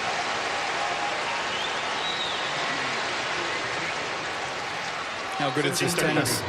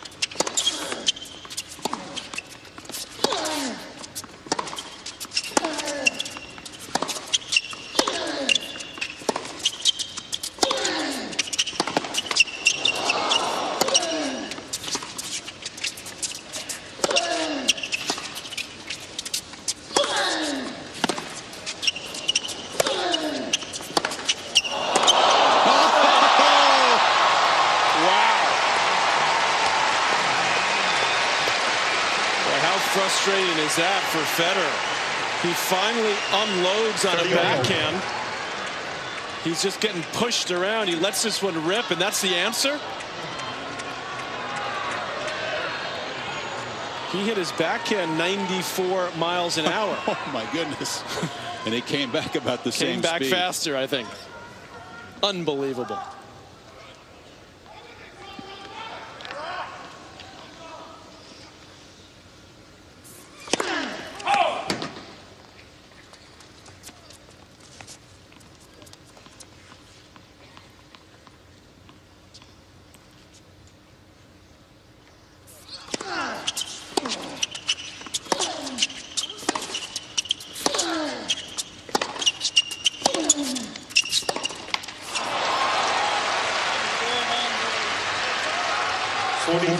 This at the moment is not about Federer. This is about how good Nadal is.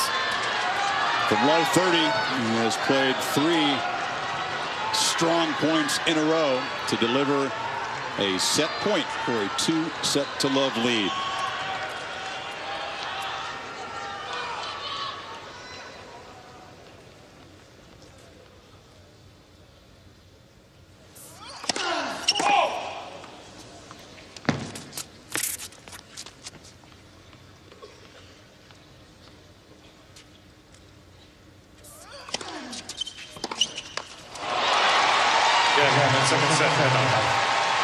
Well, so far, Rafael Nadal looking unbeatable tonight. I don't care who's on the other side of the court. Put any legend over there, and it would be tough.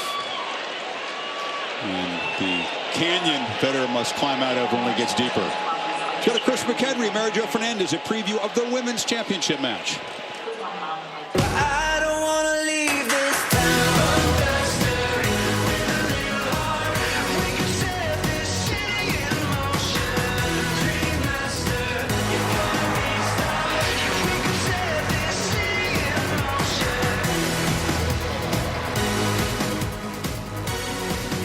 Well, thank you, Chris Fowler. And this time tomorrow night, these two are fighting for the ladies' title. Li Na and Dominika Cibulkova. Li Na ranked 4 in the world. Cibulkova 24, the 20th seed here. Li Na, of course, a French Open champion, a 2-time finalist here. Cibulkova has never been this far in a Grand Slam event. I'm with Mary Jo Fernandez. Let's talk about the underdog first. Last year, she won 4 matches total in 4 Grand Slams. Already, she's won 6 here. Why is she so different? Pretty good turnaround for Cibulkova, for sure. And I think the biggest difference is she's much more consistent this time around. I think she's starting to know when to play the big shots. She's not very tall, about 5'2", 5'3", but she hits the ball so hard. The forehand's actually her weapon. That's what she used to beat Maria Sharapova and Radwanska, but she's picking the right moments now. She's not going for the lines when they're not there to be hit. She's waiting for her opportunities, and mentally she's stronger. She's handling the pressure of the big points and the pressure of winning a set or a match much better. And that's the question we need to ask of Li Na. How is she handling the big moments? She's been to the finals twice here, and she's lost. What do you think will be different about her? Well, I see a much calmer Li Na, especially after having to save match point in the third round. I mean, she was about 5 centimeters when she played Safarova, 6-5 in the second set. It just barely missed from being out of the tournament. And I think that relaxed her. I think now she feels a sense of calm, and she has a second life. She's aggressive as well. She's been here before. Experience in this case should be the winner. Well, Li Na was so disappointed with her play last summer. She said she thought about retirement. Her coach talked her out of that. How might this tournament tell us how she'll play the rest of the year? Well, I think she'll know now that she made the right choice by sticking around, because if Serena Williams isn't in your half of the draw or you have to face her, it's opportunity for anyone. We saw Bartoli win at Wimbledon, and I think for Li Na, she knows now that this is her time, and she can, force the top players into trouble. She's coming in more. Carlos Rodriguez, her coach, wants her to serve and volley. I think she's going to be the winner. All right, great. That's the match we're looking forward to tomorrow, 3 a.m. Eastern Time. Chris and Patrick and Darren, back to you. All right, Chris, thank you very much. Cibulkova, a statement about what's possible, even though you told your whole life you're too short to play. She's amazing. Such a great energy out there. 15 love. 2 very likable personalities in the women's championship match. Wawrinka, of course, awaiting the winner in the men's championship.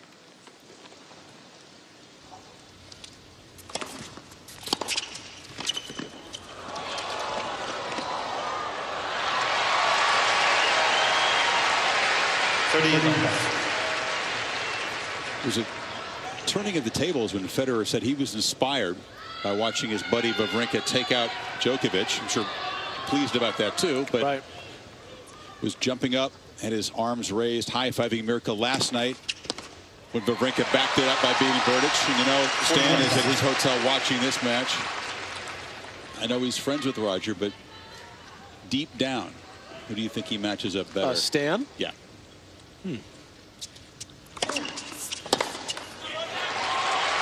Yeah, I'm gonna he's got a terrible head-to-head against both. Right, I was just thinking. I think he's like 1-27 combined. Let's go back to the first set.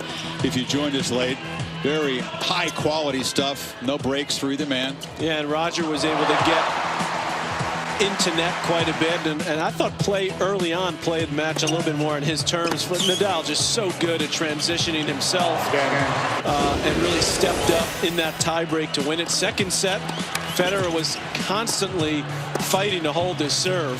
This was just a ridiculous shot from Nadal there. That was in the game that he was able to break Federer's serve. And again, Nadal going after the Federer backhand consistently. That was just a ridiculous forehand up the line winner. Also winning a lot of his backhand, Nadal, to Federer's forehand rallies as well. So he's got it all working tonight. We talked about how Federer, with the conditions this year, able to play much more inside the court than in last year's Australian Open and really throughout the year. But notice how aggressive Nadal was in those highlights. He is right up near the baseline as much as you'll ever see him. And that's why he's become such a great hardcourt player over the course of his career. He's learned to adjust. He's forced himself to take the ball earlier and to step on top of the baseline more often. His serve has gotten better. His volleys have gotten better.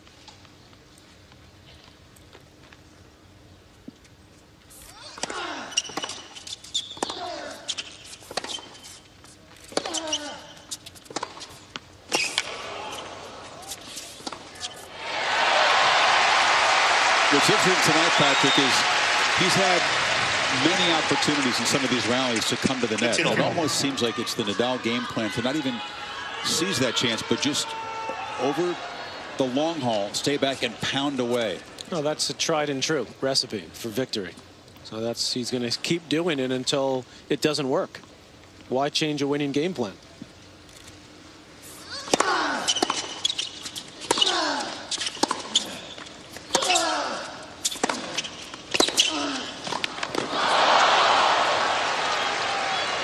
Now, believe me, I'm not second guessing. I just noted that when he's got Federer chipping those backhands deep in the corner, we've seen him come in the past to the net and can swat away a backhand volley.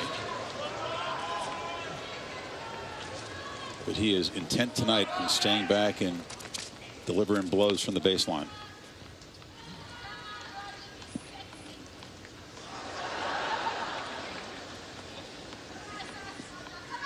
Please.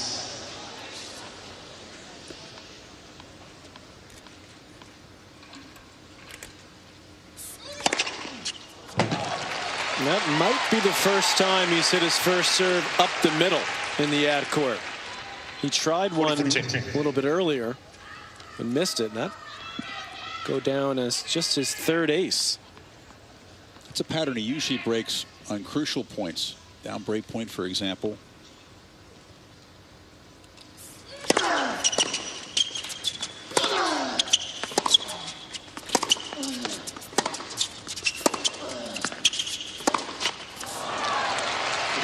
Nadal. Giving Federer One game on. something else to think about. Yeah. As if he didn't have enough already. Another thing I've also noticed with Roger's backhand is that he hits the ball much flatter with this frame than he did with his previous frame, and it kind of hurts him a little bit when he's playing with the breeze, because the margin going over the net hurts him a little more. Gets away with it against the breeze, but the margins are too low for him with the breeze. Needs to get a little more spin on that shot.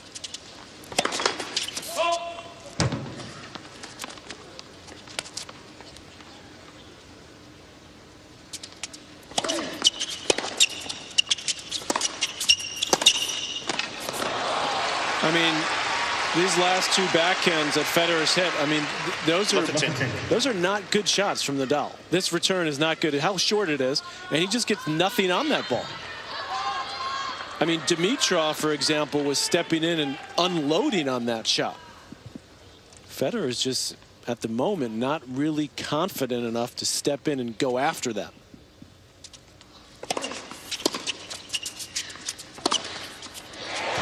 If Nadal gets through, he will face a third consecutive one-handed backhand in the final. Yeah. Of course, but is not hesitant to unload. No, we know that. Yeah, he'll unload on the backhand. And the forehand, Federer continuing to go after that wing. 13 winners off the forehand, but still 0 on the backhand. And now it's starting to spray all over the place. It's getting mentally and a little physically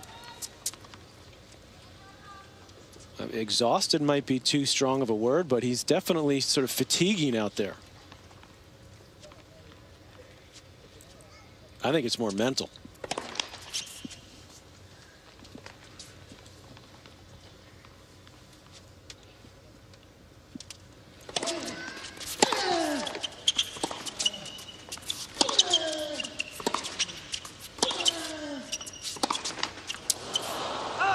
And he faces break points again. It's interesting how 2 hours on court with Nadal can do that.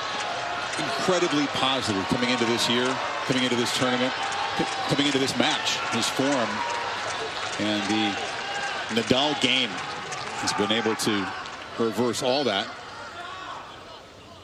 2 break chances for a 2-set and a break lead.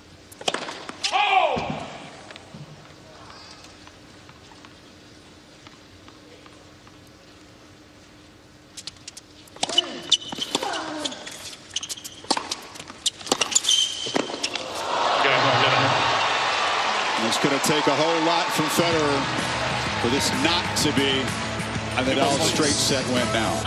Nadal leads 2-2.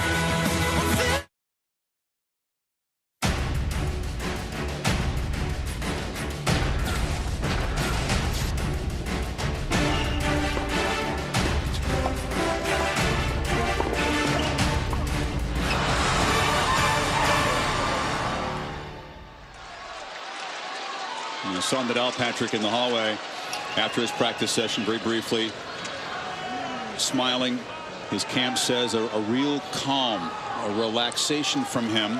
Federer appeared to be too beforehand, but that's not always the case. This guy can often take the court edgy, fears and doubts. He talks about being sometimes constant companions even during a slam that he's expected to win.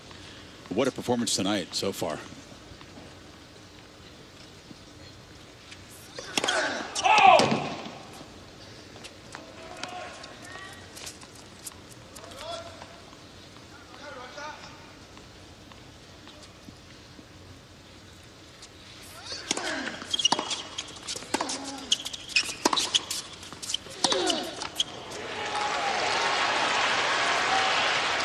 Love the team.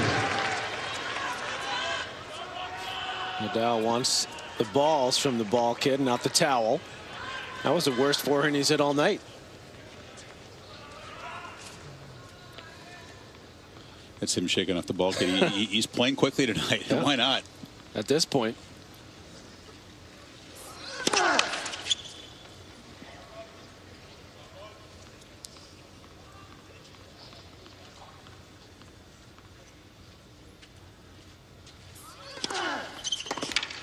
What did our friend BG, Brad Gilbert, say at the top of the show when he first saw this kid, when he played Federer for the first time? He said he's coming like a freight train, right? Well, the freight train's in full force at the moment. He said, why? No reason to slow down tonight.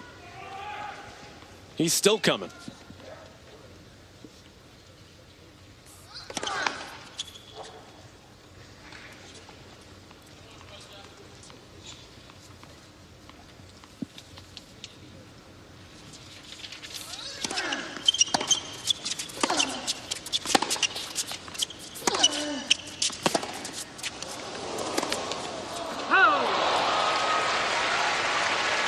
Just getting a report that there might be a little bit of rain in the area.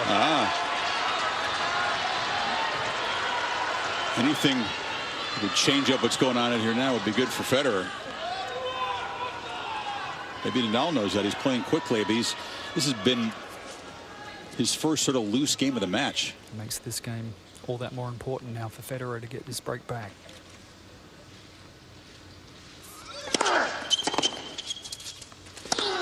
Missed it.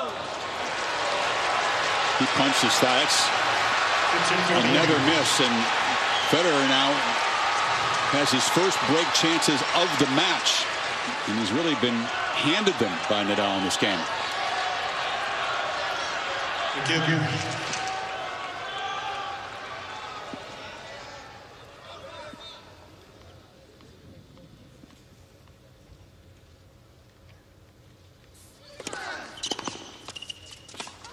30-40. Federer is challenging the call on the left baseline. The ball was cut out.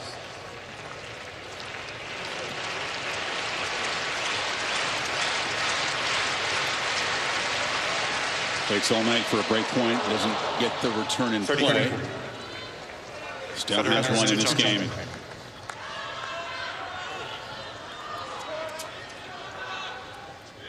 Is it obvious to say this is a must-break game for him? Pretty important.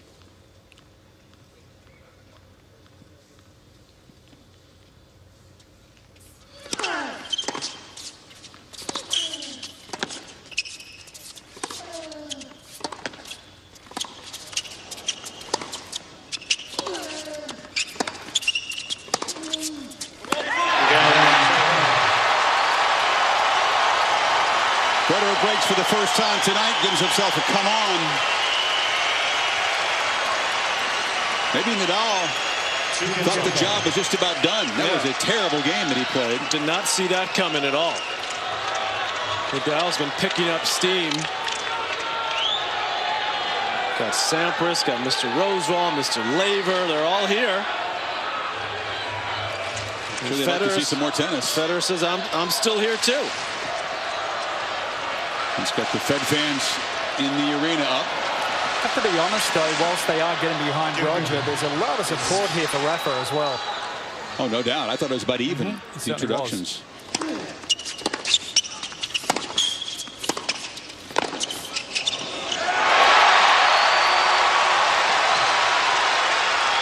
Nadal was still thinking about the last game. Very mad at himself. And it has cooled down considerably on court. You sort of feel the moisture in the air now. It's not raining, but it has cooled.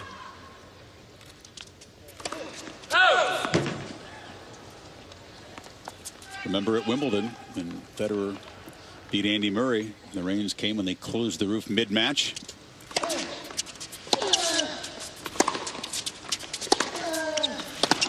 Federer played much better after that. He wasn't in a 2-set to love, but he did close it out in 4 sets under the roof.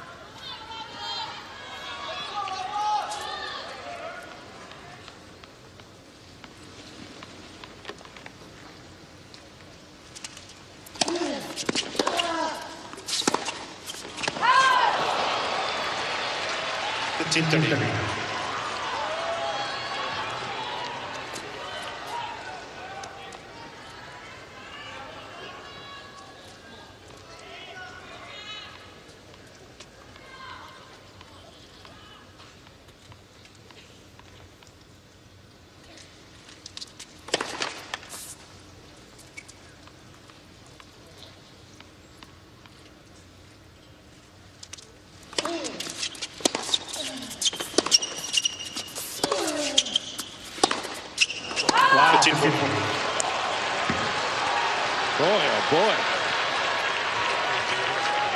2 horrendous errors from the Federer forehand.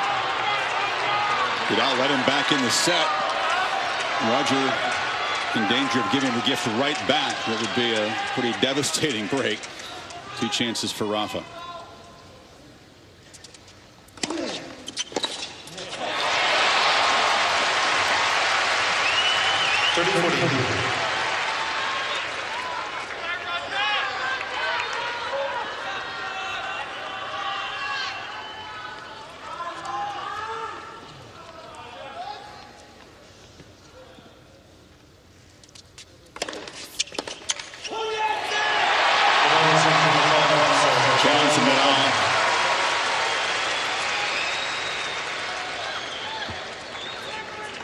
He's got 3 left. This would be a good time to use one. And the serve was long. So break point, second serve coming.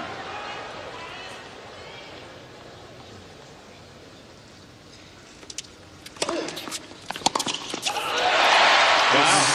Serve the volley to Nadal, had a terrible return. Look, these guys are both battling themselves right now. At the moment, each other. yeah. This is the scratchiest tennis of the night, really, right here, the last couple games. By far.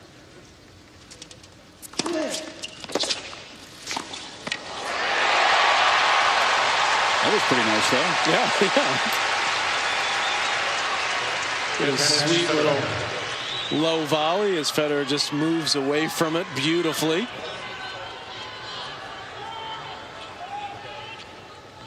Game point.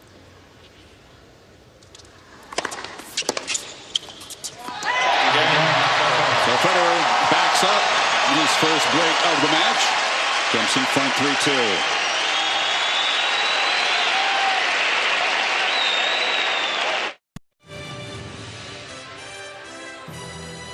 Party still going on outside around Laver Arena as they're watching on the big screen. 15,000 fortunate ticket holders inside. Watching Federer just try to hang on.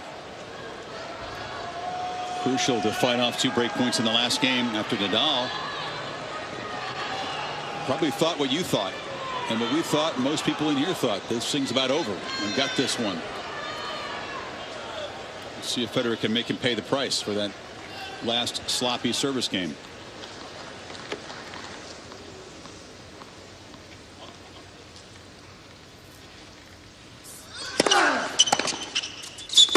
15 love.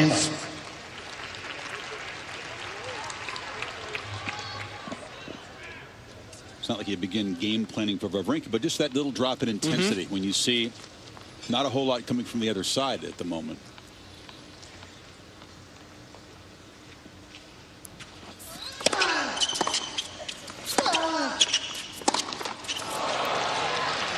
Yeah, that's the transition play. You know, we talked about at the beginning of the match. Federer has been brilliant on that kind of move, but against Nadal, it's just a different kind of animal. What he brings to the table, and Federer just pressing that extra bit is causing him to make more errors. He knows he's got to make the approach, the transition perfect.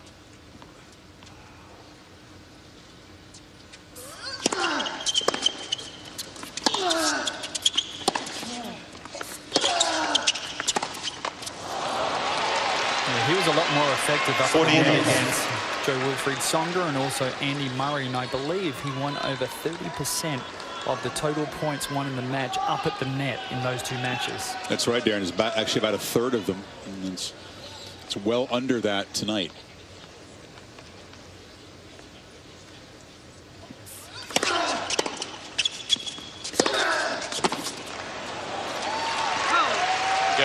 Nadal.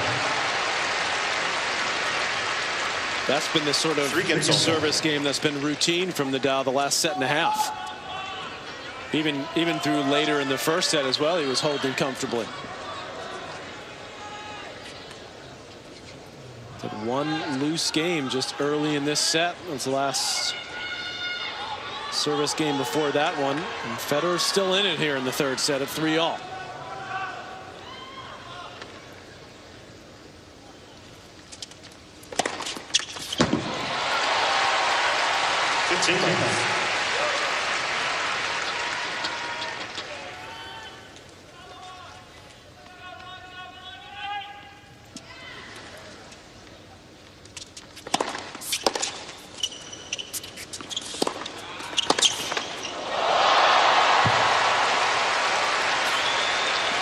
Jumped up high to hit that miss-hit return. Didn't quite get a clean enough hit.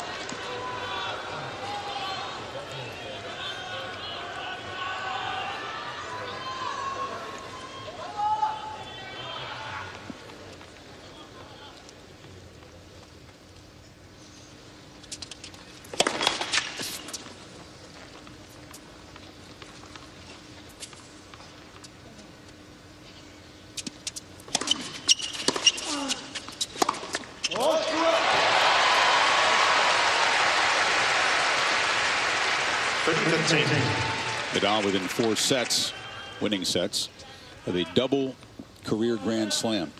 2 Aussies, 2 U.S., and 2 Wimbledon to go with his 8 Roland Garros titles.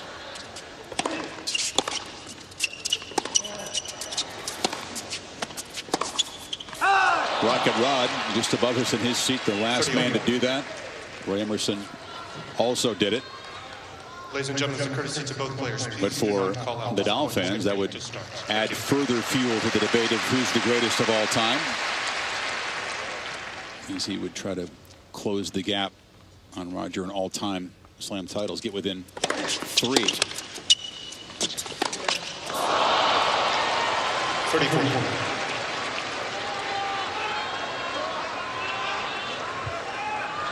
How long can Federer just hang on here by his fingernails? Break point again.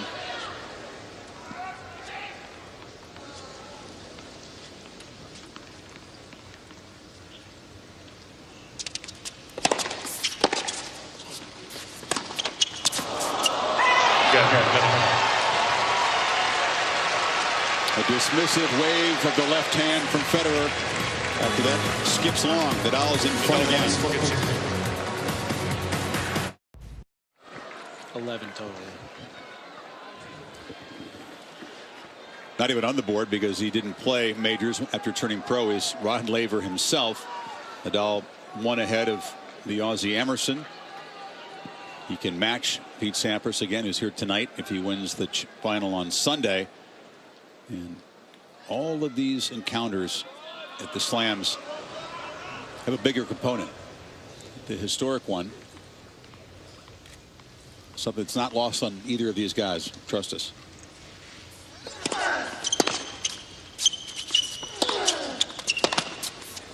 Well, Nadal's record also in Davis Cup has been amazing. He's helped Spain win the Davis Cup a couple of times. Obviously the Olympics as well. He's got the Olympic gold in singles. Yep. Federer has one in doubles. Nadal has the most Masters 1000 titles. Federer has far more titles, period, and more weeks at #1. But it's the major titles. Yeah, Federer's got that's what you judge greatness by in this modern era. And Federer's got the edge in longevity. He's still at 32 right here at the top level.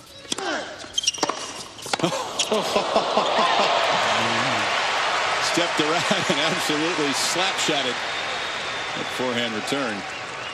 More frustration, Ed? I think so. I remember he did that early on. He stepped around and cranked the forehand very early, but he hasn't done that very often.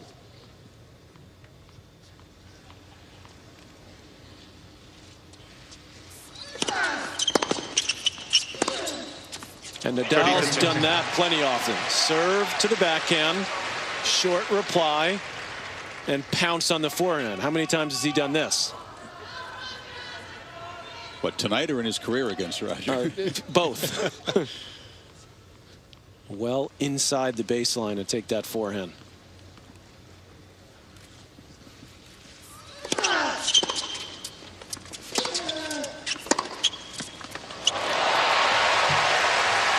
That's only the second backhand winner of the night for Federer.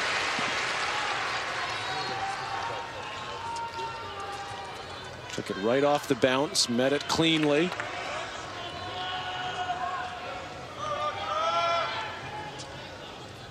You have to time that perfectly. It's got so much action on it.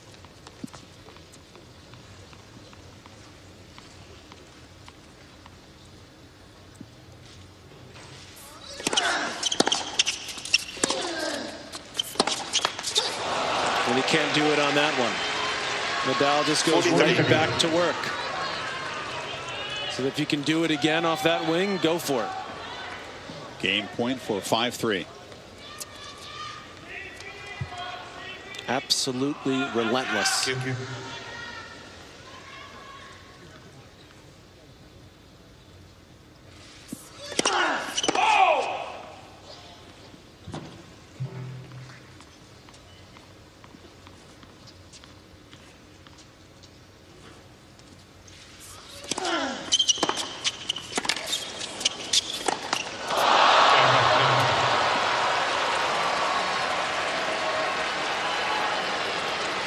Closing the roof, guys. It's moved considerably to the point where it's actually closed a lot. So obviously with rain in the area, they're getting ready. Well, Nadal is trying to close out Federer. Yeah, that might happen before the roof closes at this rate. The roof inches shut, but it's not moving that slowly. Federer's chance of getting back in this.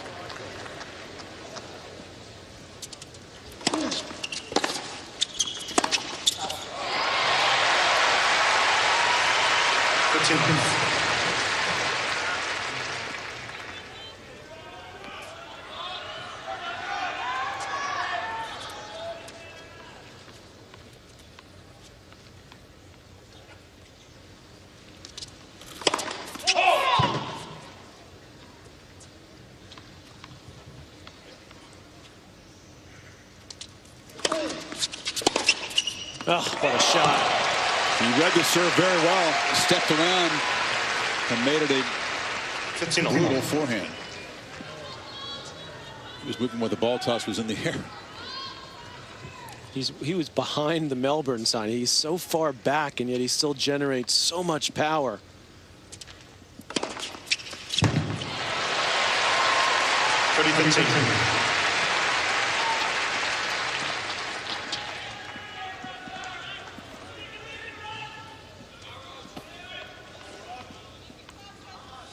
$124-mile-an-hour ace. That's number 8.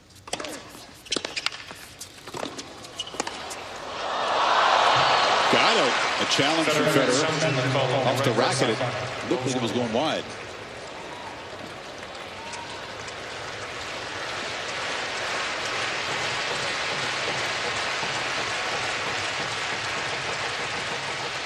It was wide. 40-15.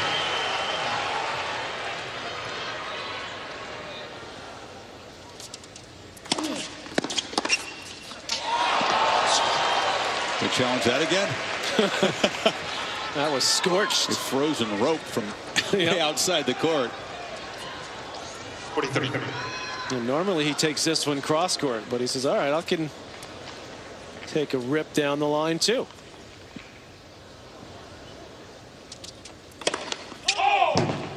That was over the net height, but it was outside the net post.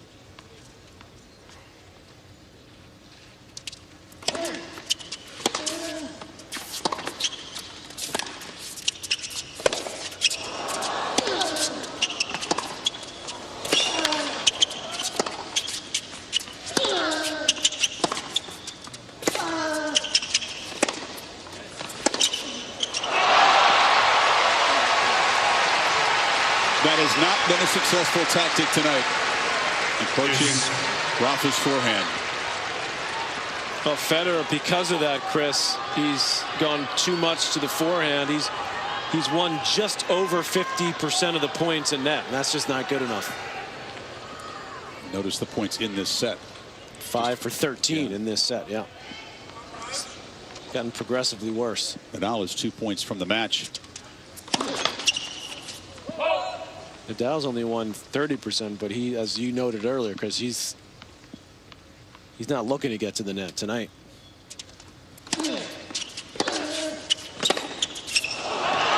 That's long. And Nadal on the brink of another Grand Slam final and a 23rd win over his rival.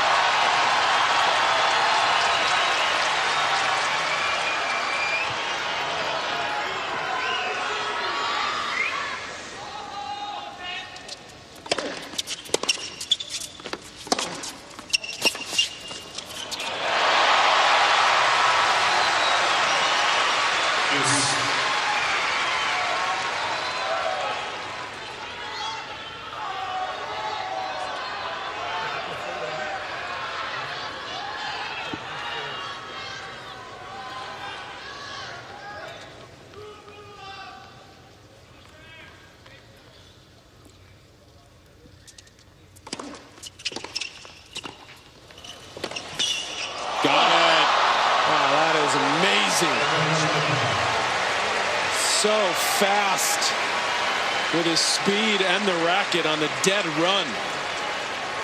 Got Tony out of his seat. A second chance to close it right now.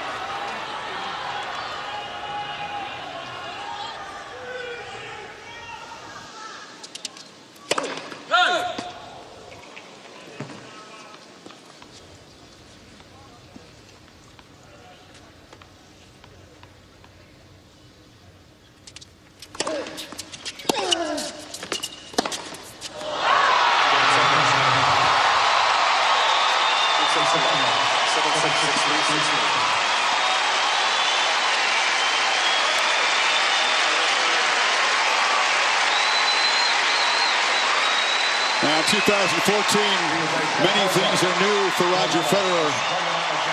Many things are just the same for Rafael Nadal.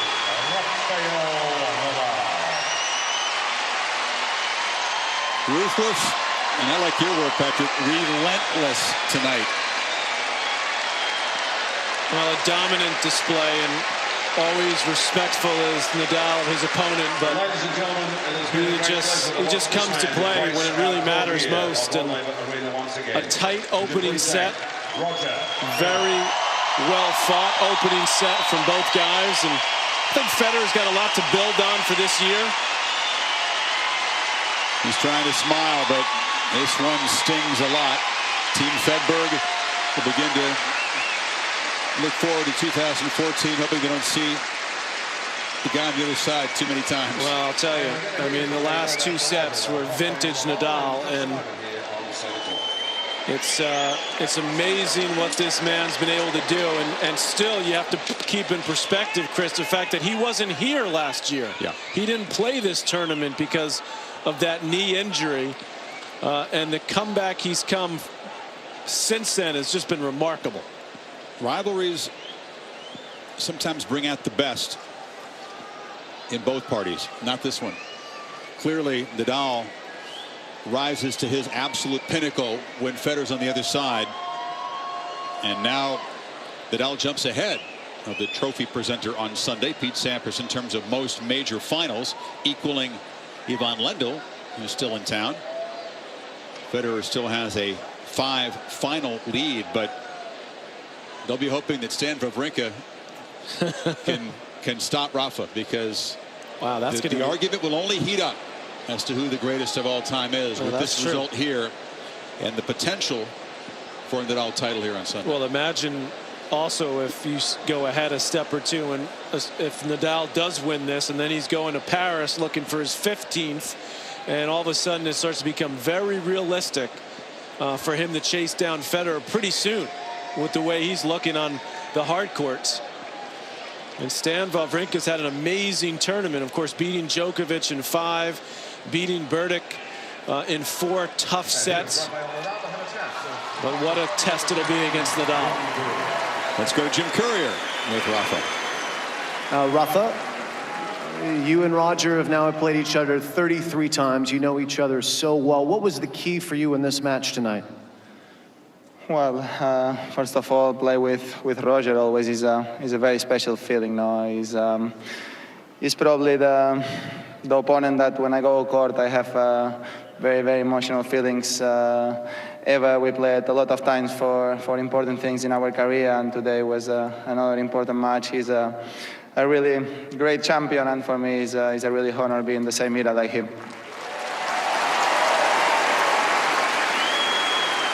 And the first set, it was so tight.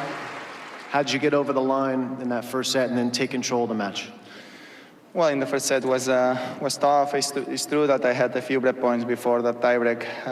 It's true that he has a love 32 before the tiebreak, and I think at the end we played a really tough rallies at the end of the first set that I think I resisted really well, because he was trying to play very aggressive. He hitting the ball great, taking the ball very early, so it was a difficult thing, and I tried to resist, insisting a little bit more against his back, and then trying to change to down the line.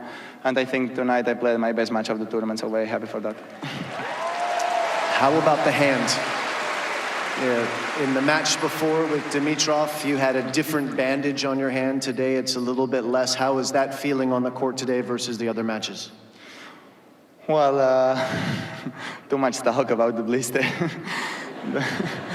The blister is okay. No, the problem, as I said the other day, is the position of the blister. No, that is difficult to cover.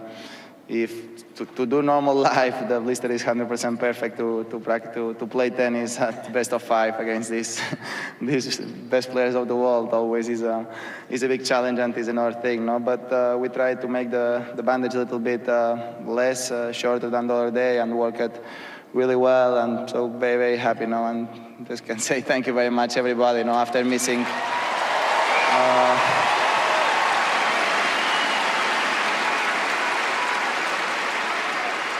After missing last year, for me, it's really, really emotional to be back on this court, Rod Laver Arena, and be able to play another final. So very, very happy, and thank you very much, everybody, for the support. It was just very amazing for me. As we look ahead now, you're into the final again, and you're going, if you win, you would win your 14th major title. That ties you with Pete Sampras if you do that. I don't know if you know, Pete was here watching the match tonight. It's the first time he's seen you and Roger play live against each other. What would it mean to you to be on the same level with Pete Sampras as far as majors won? Well, first of all, remain a very tough opponent in front. Wawrinka is playing just amazing, winning a fantastic match against Novak, yesterday against Berdych. So he should come to this final with a big confidence now. And I never thought about having 13 Grand Slams already, so I never thought about having 14. But the only thing that I can swear is I'm gonna try my best. We're sure of that, and we'll look forward to that. So you're playing against Stan. He's playing with incredible confidence, the best confidence of his life for sure. What do you think you need to do well in that match? I need to keep playing great. No, you know, at the end, I know will be a very, very tough opponent. His serve is huge. He's serving great, and he's hitting the ball very hard. No, and I need to try to play aggressive, trying to let him play not easy positions. That's always very difficult because he's a very strong guy, and I'm gonna try to play aggressive and play a little bit the same way that I played tonight. Last question: Is your girlfriend gonna make the trip in and watch the final? No, it's too far. It's too far. Well, she'll get a chance to watch you like we will. Another great match tonight. The great Rafael Nadal is into another final here. And is within 3 sets of a double career Grand Slam. Stan Wawrinka, the Swiss who's lived in Federer's shadow, must try to win 3 sets against Nadal on Sunday.